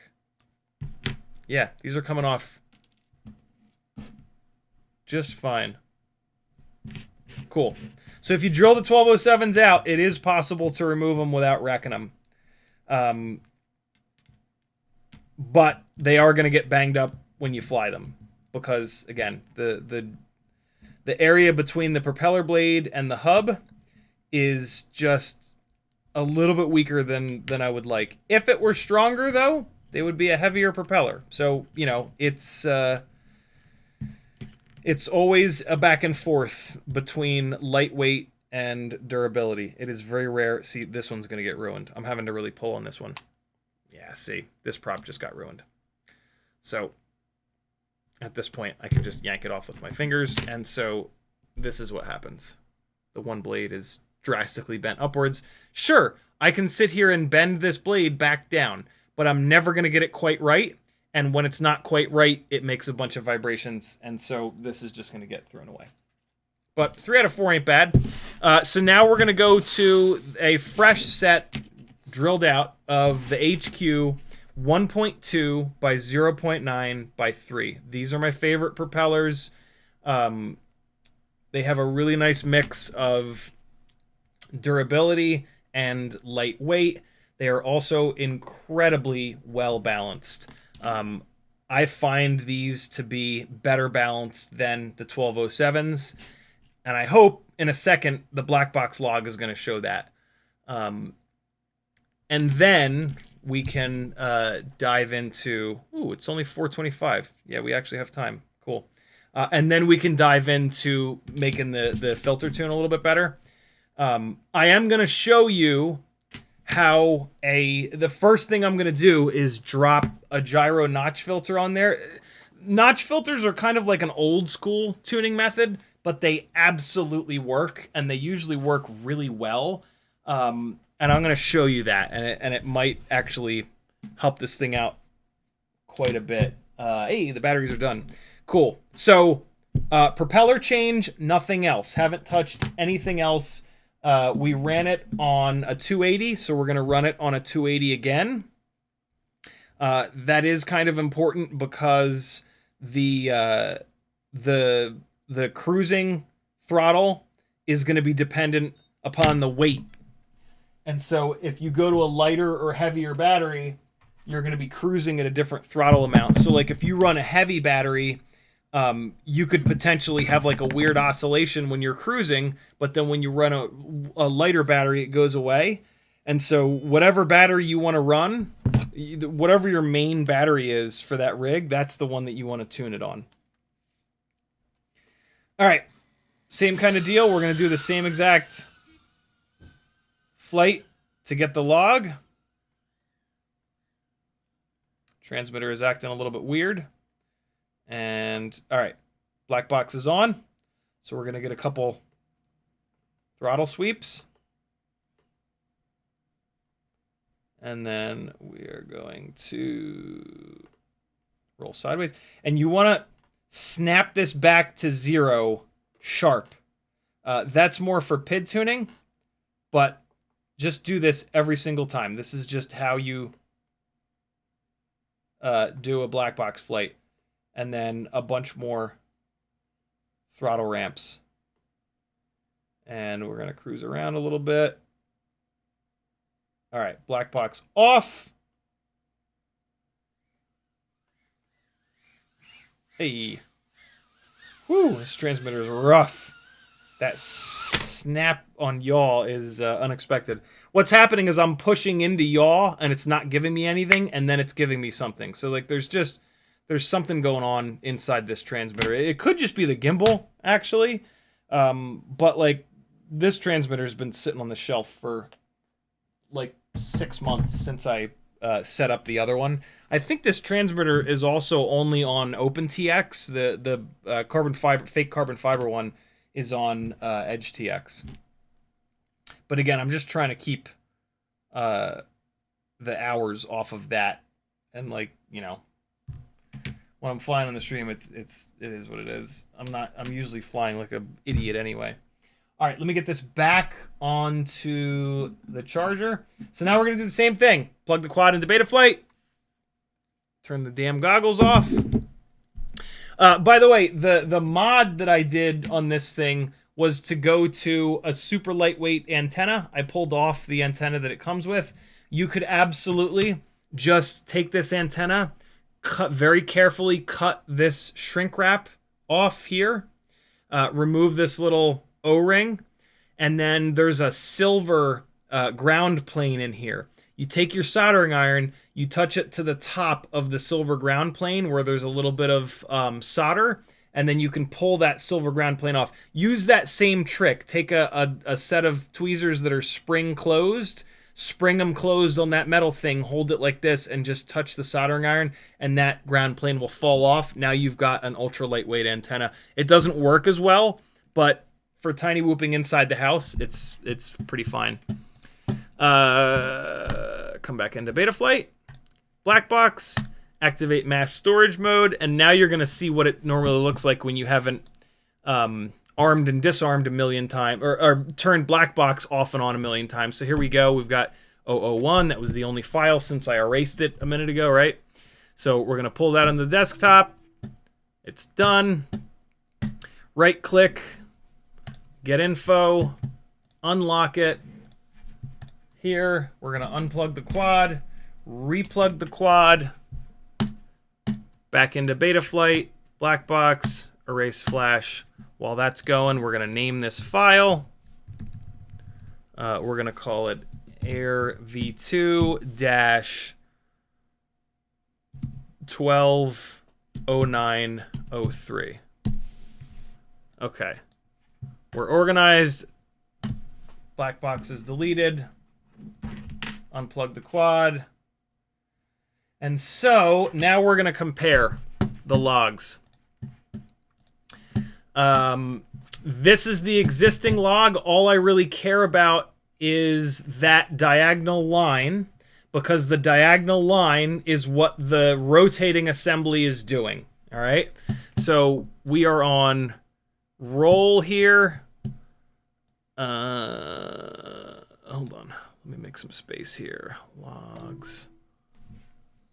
All right. So I'm going to take a screenshot of this. And then I'm going to go to pitch. Okay. I'm going to take a screenshot of this. All right. And so now we're going to take the new log. I think we can just drag it and drop it in, right? Yeah, look at that. We're going to go back to roll. It is way cleaner. Holy hell. I kind of don't need to take these screenshots, but whatever. This is what I can feel when I'm flying it. It feels like the HQ props are better balanced, and this is pretty obvious, but we will take a quick look at these screenshots. So there we go. We got 4 screenshots. I'm going to set them up so that both pitches are next to each other. Okay, so wait, I just did that wrong. Hold on. Well, you know, it'll be obvious. Okay, so here's the screenshots. Here are the GemFan 1207s. Let's go full screen. GemFan 1207. You fucker. Hold on. Highlight all 4. There we go. All right. GemFan 1207. What? Oh, you idiots. Oh! Can't do it full screen. I'm sure there's a way to do it full screen, but I'm too dumb to figure it out. GemFan 1207, HQ 1.2 by 0.9 by 3. GemFan 1207, HQ 0 HQ. GemFan HQ. The whiter, the worse. And so, pretty obvious. Not a lot of white, whole bunch of white. Not a lot of white, whole bunch of white. GemFan HQ, GemFan HQ. The HQ props are better balanced. These are both brand new propellers. There you go. Yeah, that's significant. It's not as bad here, but it's definitely there, right? Like, look, there's a very distinct line here on the GemFans, and then like you can kind of tell the line here. So cool. I just wanted to do that. I've been wanting to do that for a while, actually. I'm going to keep this on the HQ props because they're going to allow me to tune it harder, farther. And now let's get into this, and let's start. I might actually drop a little gyro notch filter on the pitch axis because this is a pretty defined vertical line here. So I'm going to get out of frequency versus throttle and just go back to frequency, because it specifically gives me this maximum motor. That's actually really interesting. On the HQ props, that's really weird. On the HQ props, the maximum motor noise here is no longer 200 hertz, it's 220 hertz. I don't know why that is. If Brandon's in the chat, he might know, but that's very weird. Doesn't matter. These are the propellers that I'm going to run, so this is all that matters. So here's how I'm going to drop this gyro notch filter on here. I've got the center point. It's giving me the center point right here. Max motor noise 220, and if I follow this line straight down, it gives you some other center points here, right? D-term low-pass filter, it's showing you where that is right now. Yaw low-pass filter at 100, it's showing you where that. These are where the filters currently are. This is, the max motor noise is looking at the actual vibrations that are, well, here's that. That's a little bit less than 200, whatever. Max motor noise 220, follow the red line down, and it's the center point. We need to figure out how wide this is, okay? And so this is 220 here on the red line. This is 200 right here. So if we follow the 200 up, it's a little bit more than 20 hertz wide. This is probably another, I don't know, 20 hertz, let's say. But I don't necessarily want to put it here. You can see this peak is not centered on this red line. This red line is telling us where it's the absolute worst, not necessarily where the peak is, right? It's still got these vibes here. So I'm actually going to center it at like 210, right? Here's 200. That's not quite right. So I'm going to center this at 210. And then I think the other thing in there is the minimum. So the center point is going to be 210. And then I'm going to swing it down. This is 200. This looks like maybe 180. So I'm going to go from 180 to 210. And then what it automatically does is it pushes it up that same amount. And so it's going to swing itself up to 240 or so. So I'm going to put my center at 210. That's roughly what it looks like the center point is.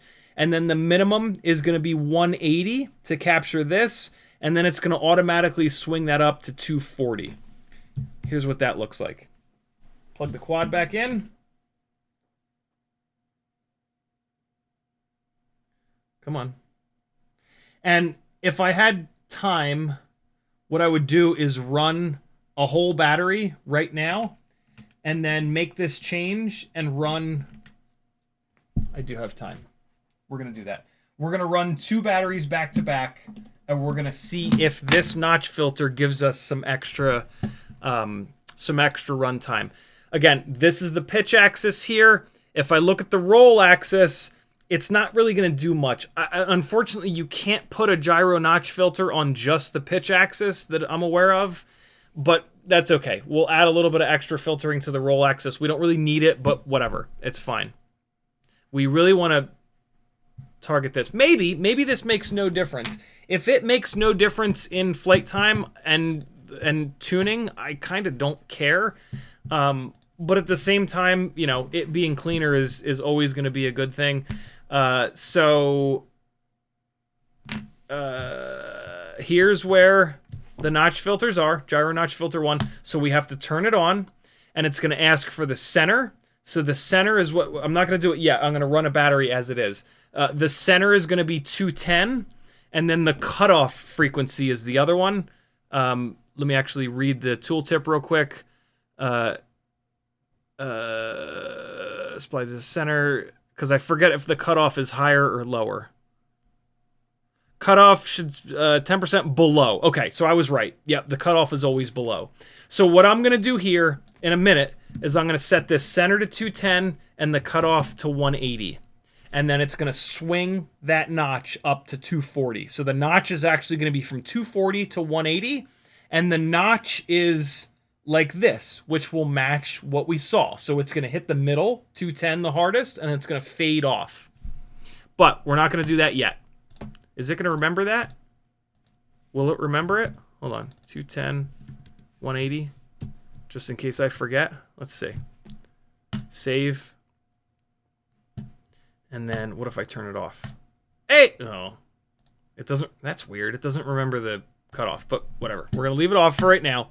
I'm going to try to make the situation a little bit worse here. I'm going to give it a little bit more PID gain. Now that I'm on a better balanced propeller, I should be able to turn the PIDs up a little bit. And so I would love to see a difference in runtime here. So I'm not going to go bananas. I'm taking the D-gain slider from 1.1 up to 1.3. All right? Just to offset the fact that we're on a propeller that is better balanced.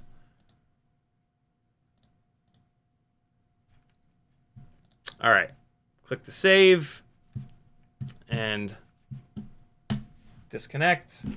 All right, so I'm just gonna fly a full battery. I'm gonna come back in. I'm gonna make that one change, and we're gonna see if we get any more runtime from taking care of that peak on the pitch. Not a scientific test. If I wanted to do a better job with this, I would run 3 batteries and 3 batteries, but I just don't have time.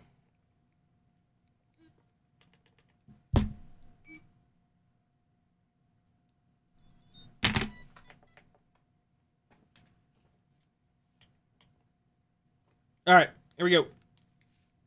And I'm just going to try to fly like I normally do. I'm going to stay down here.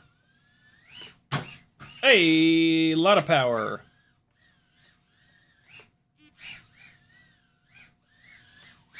Hey.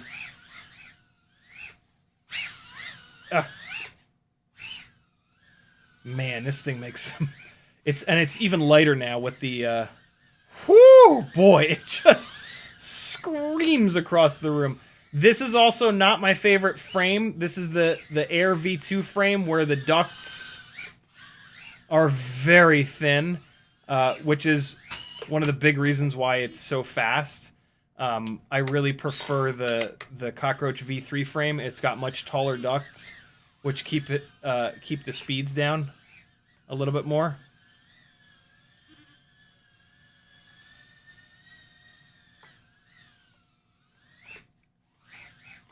Ah! Oh, I didn't need to disarm there. Ooh!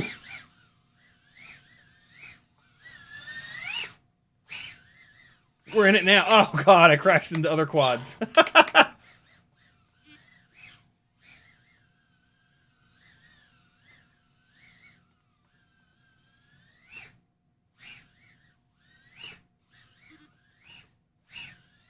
Oh! Your boy's in it today! Nope. Don't ever say that. Oh, I tried to jump out the middle of that. That was stupid. I never do that.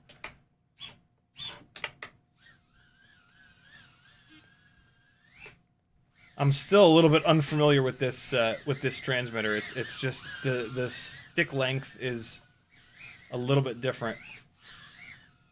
All right, low battery. 3.51, 3.50. Perfect. I caught that just right. Minute and 56 seconds. Let's see what the battery bounces back up to. So, minute and 56. And it's bouncing back up to 3.7. Okay.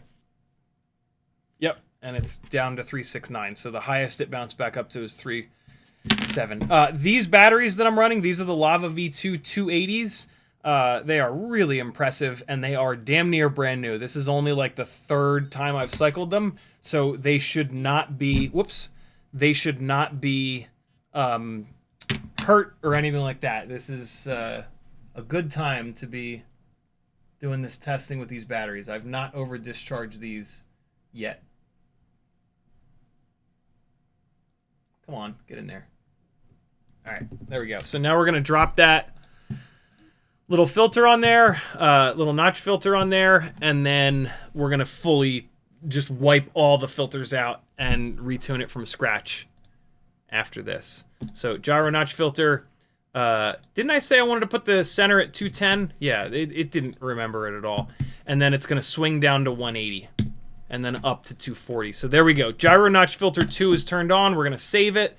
One harmonic here, minimum frequency. Yeah, we're just going to make this one change. I'm really tempted to up this max frequency, but I just want to make one change at a time right now, so we're just going to add this gyro notch filter in here. Click save again, because I never trust it. There it is. Yep, we're good. All right, let's see if that had any effect.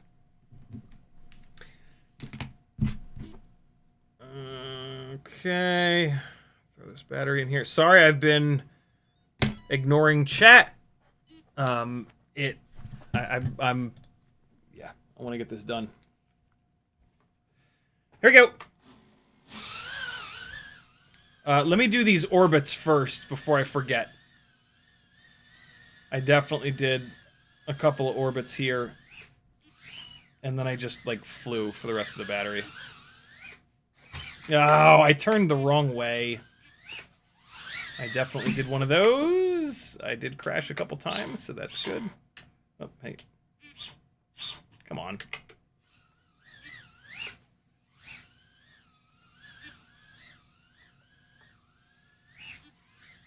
Oh, God. Uh-oh.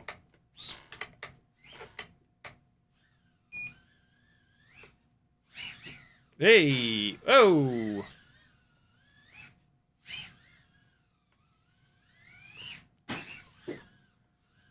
Oh, no, no, no. Come on. Come on now. Come on.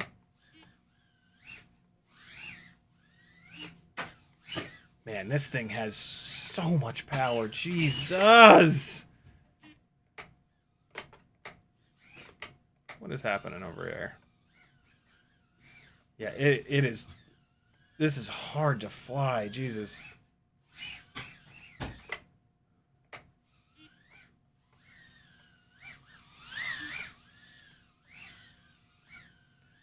What I can say is the tune is completely fine. Like, the transmitter just went bananas on me. The tune is absolutely fine. With the GemFan props, the tune was less fine than this. It was a little more noisy. 3.54. We still got a little more to go.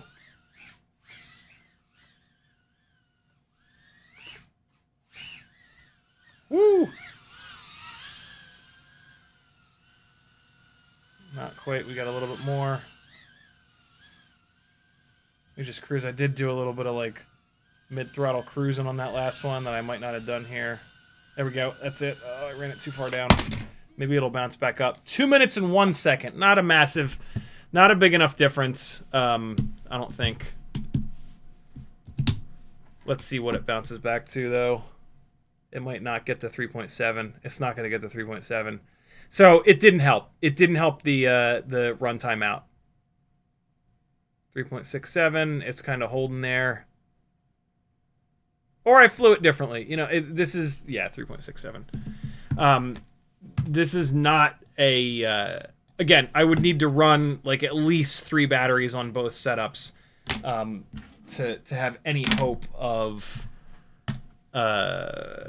getting a good enough data set for this. But what I was kind of looking for is it to go up to 3 minutes.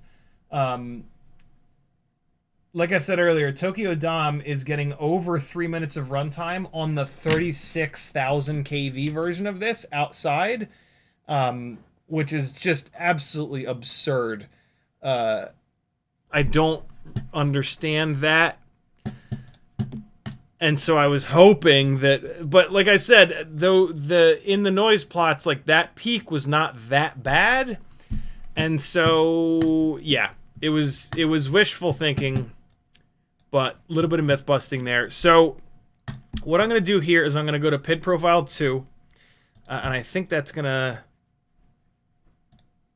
no, the filters are the filters. That's right. Yeah, I might as well leave it on PID profile 2. So now I'm going to do what I usually do for Tiny Whoops.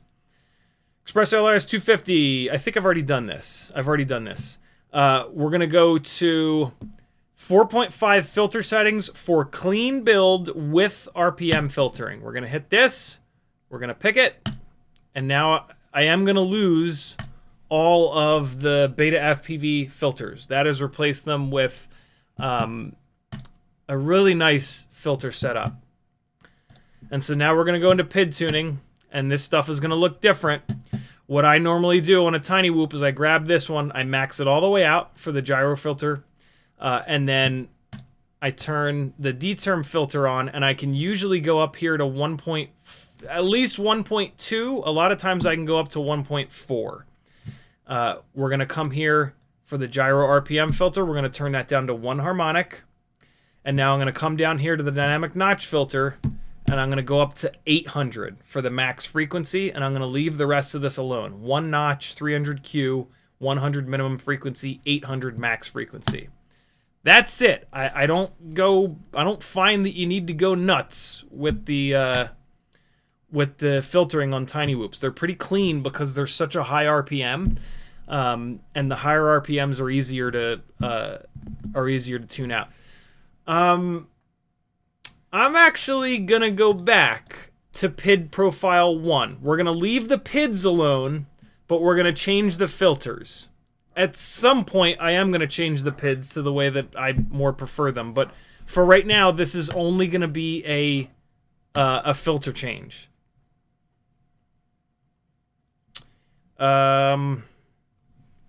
Shit. Should I put that notch filter back on?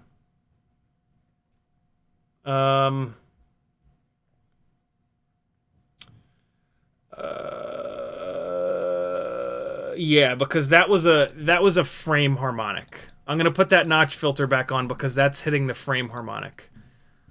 180. The frame harmonic will not change from me changing the filtering setup. Well, unless this filtering setup, unless this dynamic notch filter now will target that better, but probably not because we didn't really change the dynamic notch filter much. So yeah, I'm gonna leave that. I'm gonna leave that gyro notch on. I'm gonna add that gyro notch back in, I should say. Why did this just move that back? Leave it there, you idiot. That was weird. Why did it pull that back to 1.0? That's strange. Click out and back in. I'm actually gonna disconnect and reconnect just to make absolutely sure. Okay, we're good. 2, 1.4. There's the gyro. No, why is it on 2? You know, I did it on 2 on the other one for some reason. That was... Why? I don't know why I did it on 2. I don't think it matters. 1 versus 2. Alright, let's give it a shot. First things first, it might just fly away. It might just try to fly away. Fresh battery. And away we go. All right, let's see. Does it fly away? Nope. Yay. Doesn't feel any different. I've never been able to feel differences in filtering unless, like, I went from just tons of filtering to, like, not much. Subtle changes in filtering I've never been able to feel the difference in. I'm not convinced anybody can. Maybe the racers can see it on the clock, but I don't think that they can feel it. Oh, I was trying to go for the mega front flip through there.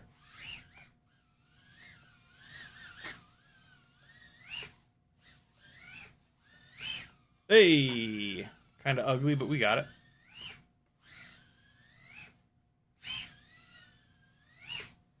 Ain't flying bad today. Every fucking time I say it, I crash immediately thereafter. Oh wait, let's get some of these. Let's get some of these orbits in here. We did a couple of these, and then we're gonna fly low. Oh, the trench run screwed me. What?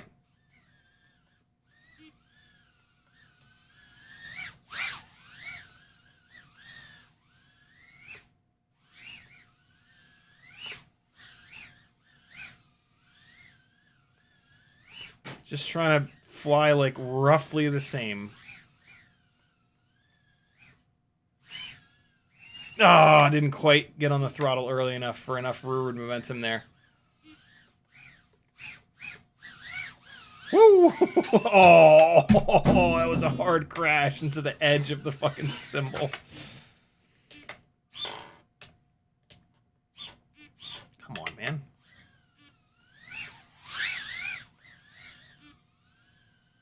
.5 at a hover. Nope, we got a little bit more. I can already tell it didn't make a massive difference in the runtime. 2 minutes and 11, a little bit more. What I'll be curious if I could put it back onto the old propellers, which I'm not gonna. I'd be interested to see how much farther I could push the tune or not. It's not doing anything weird though, and so yeah, got a little bit more runtime, but it could totally be inside the realm of you know, noise. 3.67, that's exactly where the other one was. So yeah, I don't know. I have absolutely no idea how Tokyo Dom is getting 3 to 3.5 minutes, he says, on the higher KV version of this flying outside. Maybe he's just a way better tuner than I am. Maybe he's flying very slowly outside. I don't know. I mean, Nick Burns got 1 minute and 30 seconds flying it outside. So, yeah, I don't know. I don't know what's happening there. But, look, just buy more batteries. Runtime is nonsense. I've never had a really high RPM, powerful 65 millimeter motor to motor 1.2 inch prop tiny whoop that'll get more than 3 minutes inside, let alone outside. So that is like completely insane to me. But let's do a quick log on this. Let's see what the black box looks like with the different filtering setup. Here we go.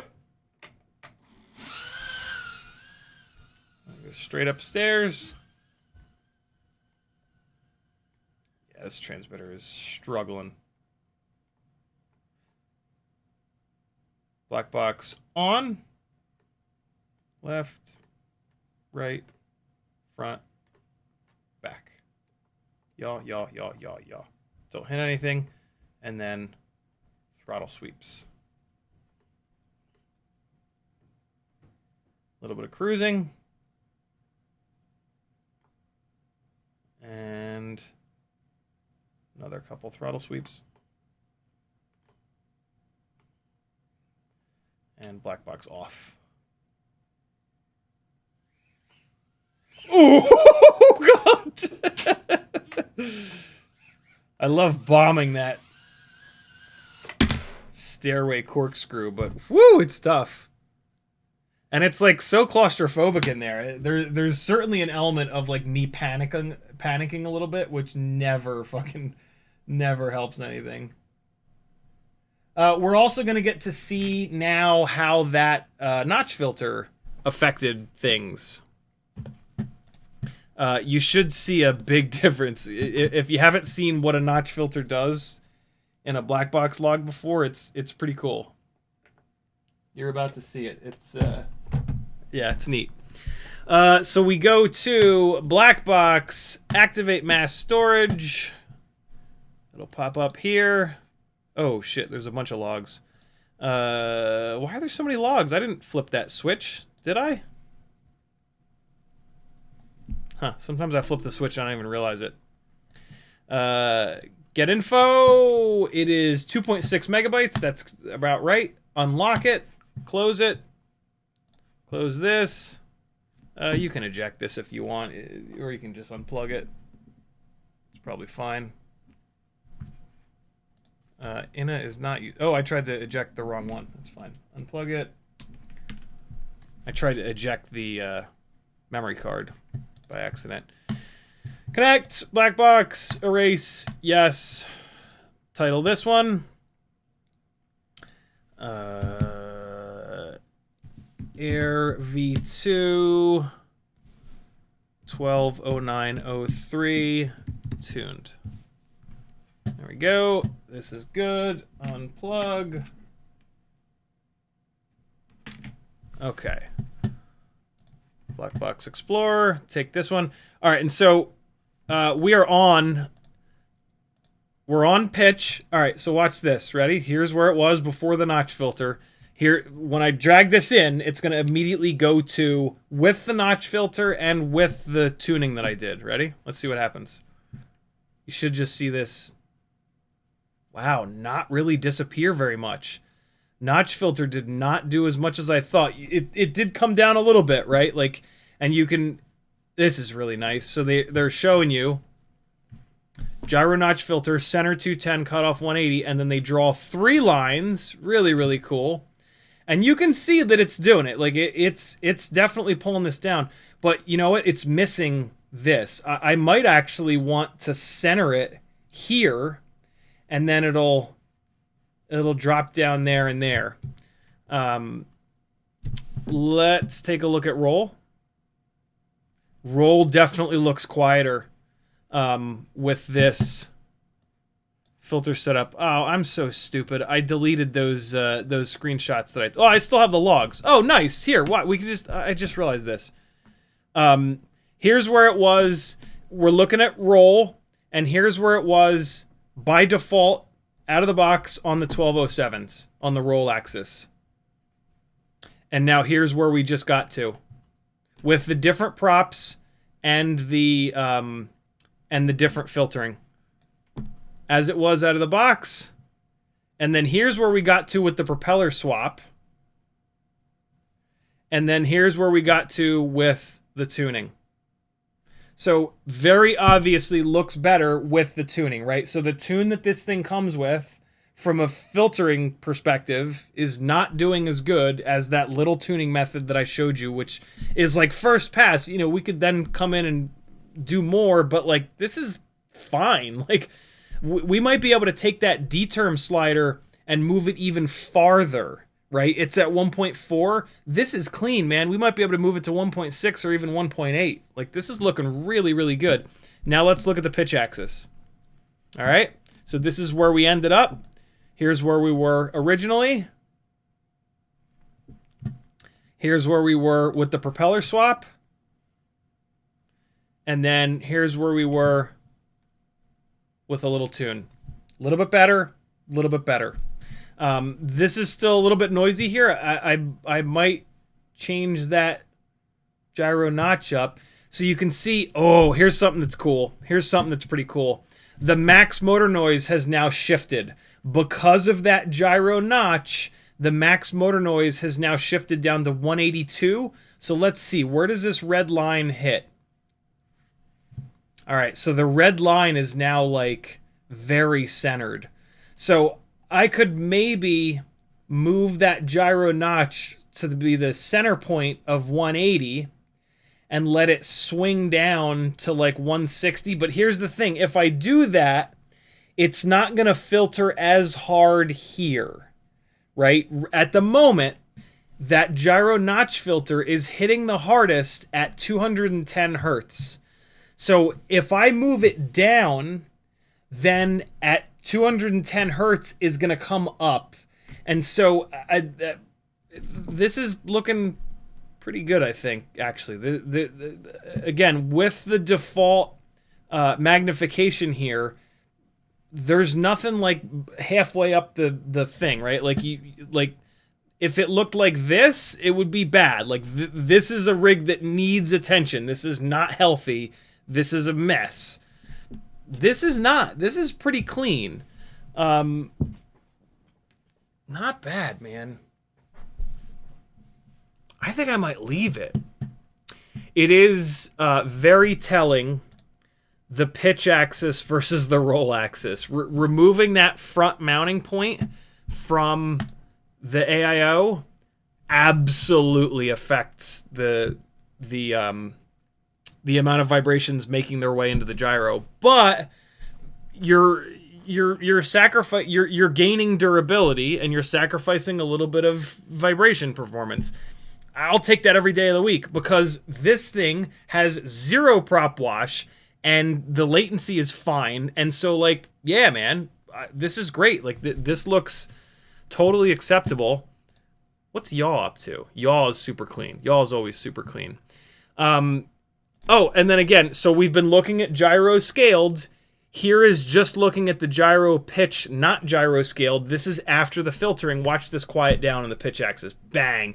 Oh, here's where you can really see that notch filter. That notch filter is hammering on 210, and it's dropping that all the way back down. So the notch filter, when we look at gyro scaled, the notch filter is having an impact, which means that, yes, that on the pitch axis, the AIO is vibrating like this. And then that is feeding back into the PIDs. That we're going to get a little bit into the weeds here, but just try to stick with me, right? So looking at the gyro scaled is looking at exactly what the gyro is seeing. And so before the gyro notch filter, we see a bigger spike. after the gyro notch filter, we see less of a spike. What that tells us is that, yes, the AIO was vibrating, and then the PID loop was trying to push against that vibration. And it was resonating, and it was making the situation worse. And so when we put that notch filter on there, we said, hey, ignore that. We still have that frame resonance, but now the PID loop is not making it worse by pushing against it. The other way that we can see that is by clicking out of gyro scaled and onto the regular gyro here, which is after the filtering. And when we do that, it gets really quiet. If we were to do that, if we were to look at gyro scaled versus regular gyro, and there was not a difference there, that would mean that the PID loop was not pushing back against that. That's only going to happen up in the higher hertz range, though, because the PID loop won't have enough response time to actually push against it. But that's I'm pushing the limits of my understanding at this point.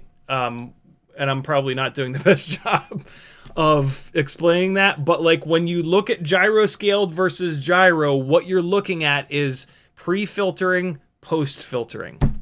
Cool?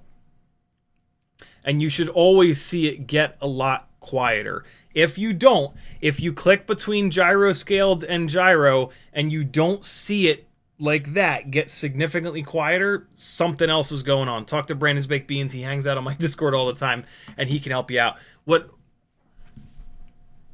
I think it means is that the filtering is not helping.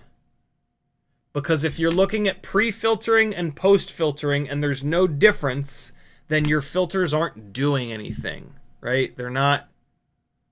But what that actually means, yeah. Not totally sure. There you go. There is a very rudimentary look at black box.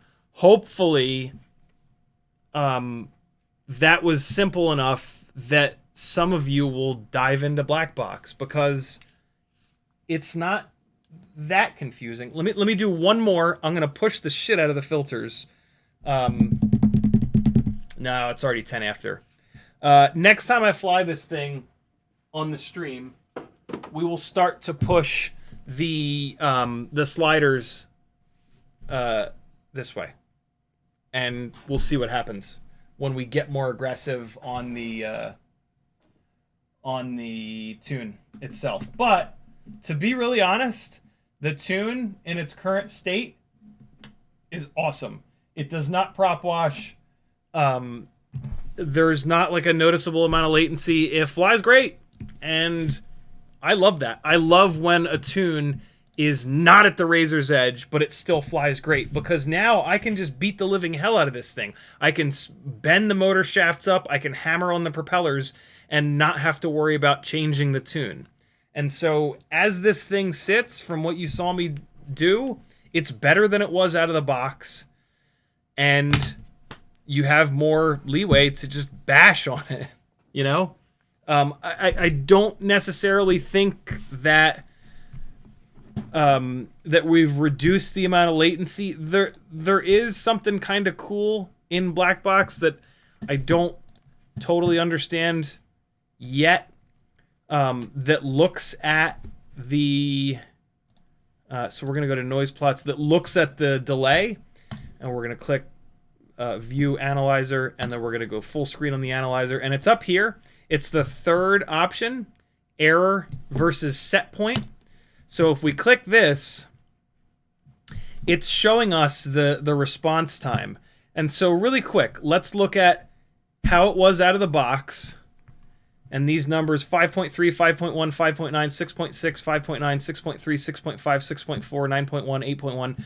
And now we're going to go to the propeller change. 5.3, 5.6, 5.8, 6.3, 6.4, 5.8, 6.5, 6.1, 7.1, 6.6. A little bit better, I think. And then we're going to go to my tune.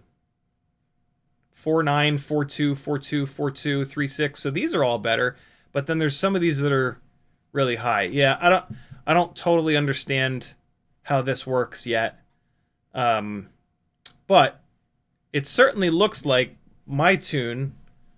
Oh no, yeah, look, this is the original out of the box. 9.1, 8.1 are the outliers. And then the tune that I did, oh yeah, look, the outlier is 8.4, and then all of these are lower. They're all in the 4s. 4, 4, 4, 3, 4, 5 versus 5, 5, 5, 6, 5, 6, 6, 6, 9, 8.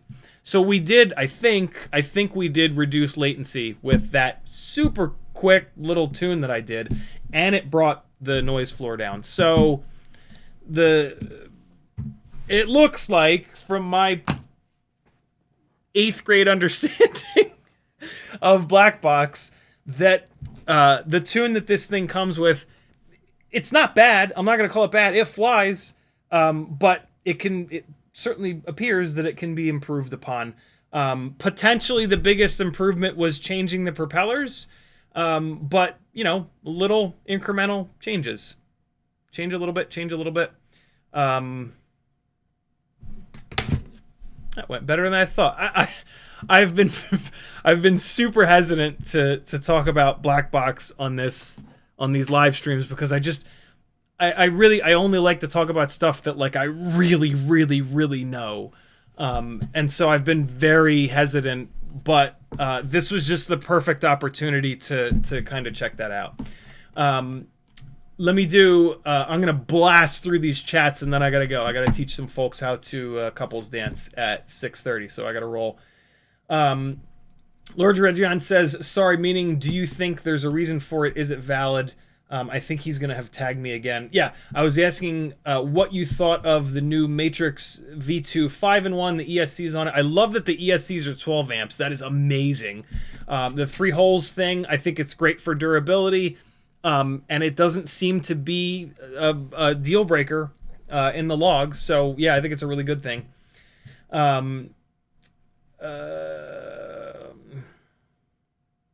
We talked about mullet propping. Where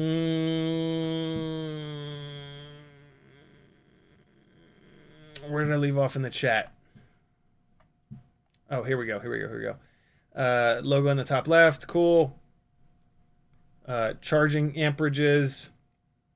Basilius says, for applying the contact enhancer, you should try a oh, what a great idea. Watchmaker oil applicator. I didn't know that was a thing, but that makes total sense, because watches are infinitely small on the inside. So, yeah, I now have a tab opened for Watchmaker oil applicator. Yeah, awesome. Good call, brother. It's a very thin metal probe designed to suck in a drop of oil and be very accurate in applying it. Very, very, very cool. Lefster says, hey everyone, I'm late. Basilius says, there's a TPU printed prop puller floating around for 3-bladed props. It's called the Proptopus.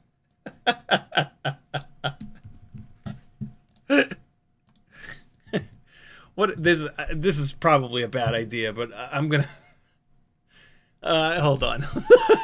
Let me not do that. Hold on. We're gonna do a safe search. We're going to do a safe search for Proptopus. And I'm going to hover over the close window button.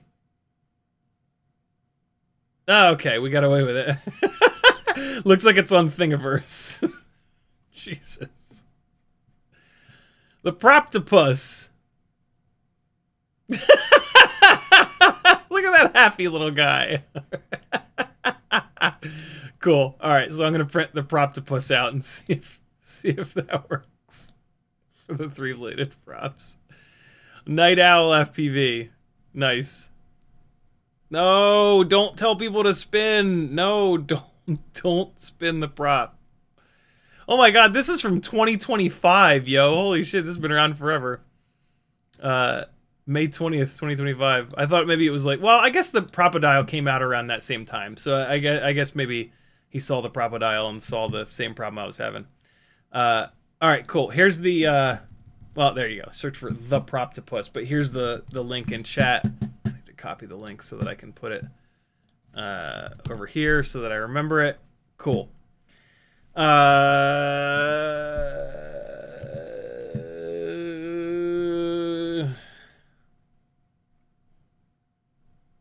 Levster says the red 1207 is even more tight. Yeah, drill your props out, friends. Jeremy says, check your throttle/yaw gimbal wire connections on your QX7. I had the same problem QX7 with the yaw twitch jerk. One of the wires in the silicone had worn apart. Would not surprise me. This transmitter's been through hell. Give gimbal wires a tug and check if anything stretch. If so, resolder the wire. Try and see. I might. It's not that bad, and I just use it around the house, but like, yeah. Good call. I will. I try not to take stuff apart unless I absolutely have to, but yeah, this will be fun. You know what? When I change the when this battery needs to be changed out, I'll do that. Good call. Break Faded says you should also look at the post gyro data. Your dynamic notch is most likely knocking down that peak FFT. That is getting a little bit beyond my my knowledge, but maybe we'll take a look at that in a... I am going to show you guys more black box stuff, and so inevitably I will learn more.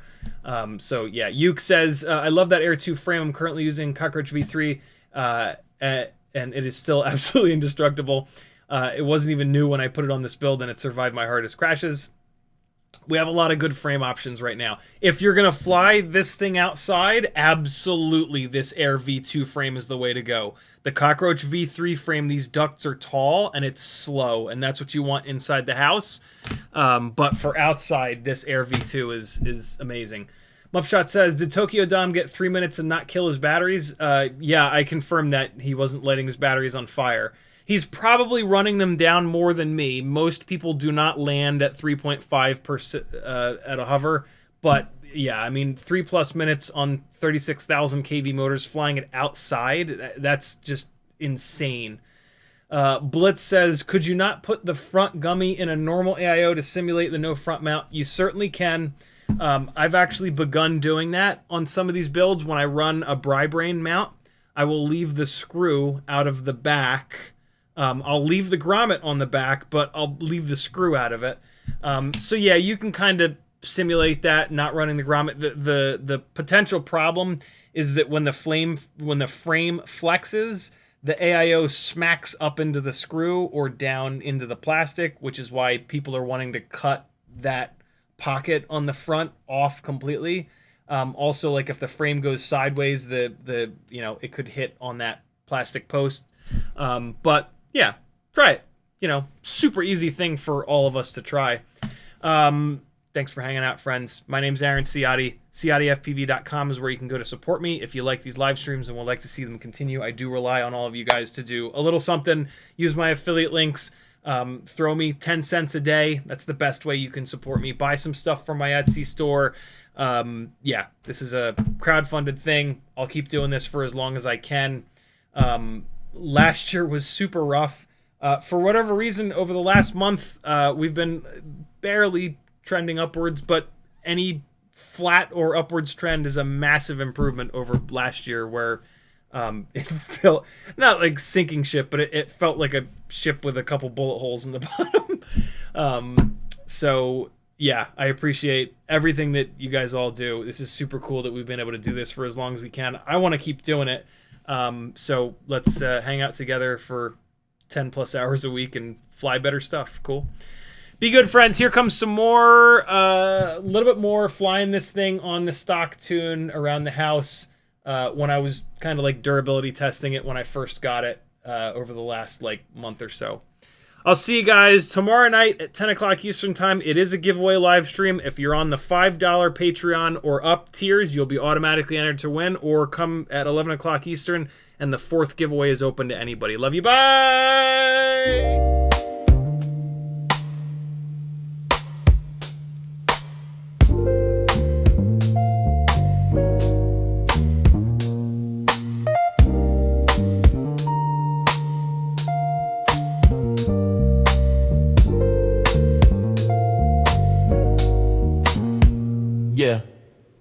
Out in the yard where the grass grows wild, CiottiFPV's goggles locked, grinning like a child. Teddy Spaghetti's fur flies and jet wash dreams, yeah. Chasing small whoops like a dog possessed fiend. Eyes on a neon blur, hard in the chase. Big fuzz and prop spin all tangled in place, yeah. Four-legged rebel with a rotor stir tail. In the circus of the sky, they never fail.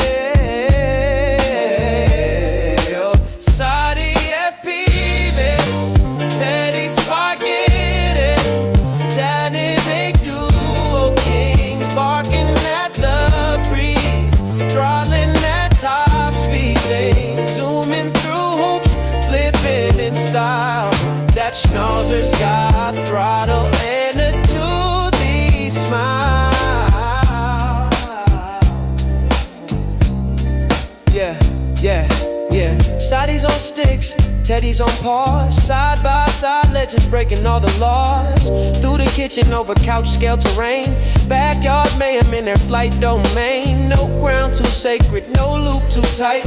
Fuzz, fuel, fury ignites the night. When pilot and pup lock eyes on the prize, every whoop they conquer is a fresh cut surprise. Yeah, yo, Sadi behind the sticks, Teddy's leading the pack.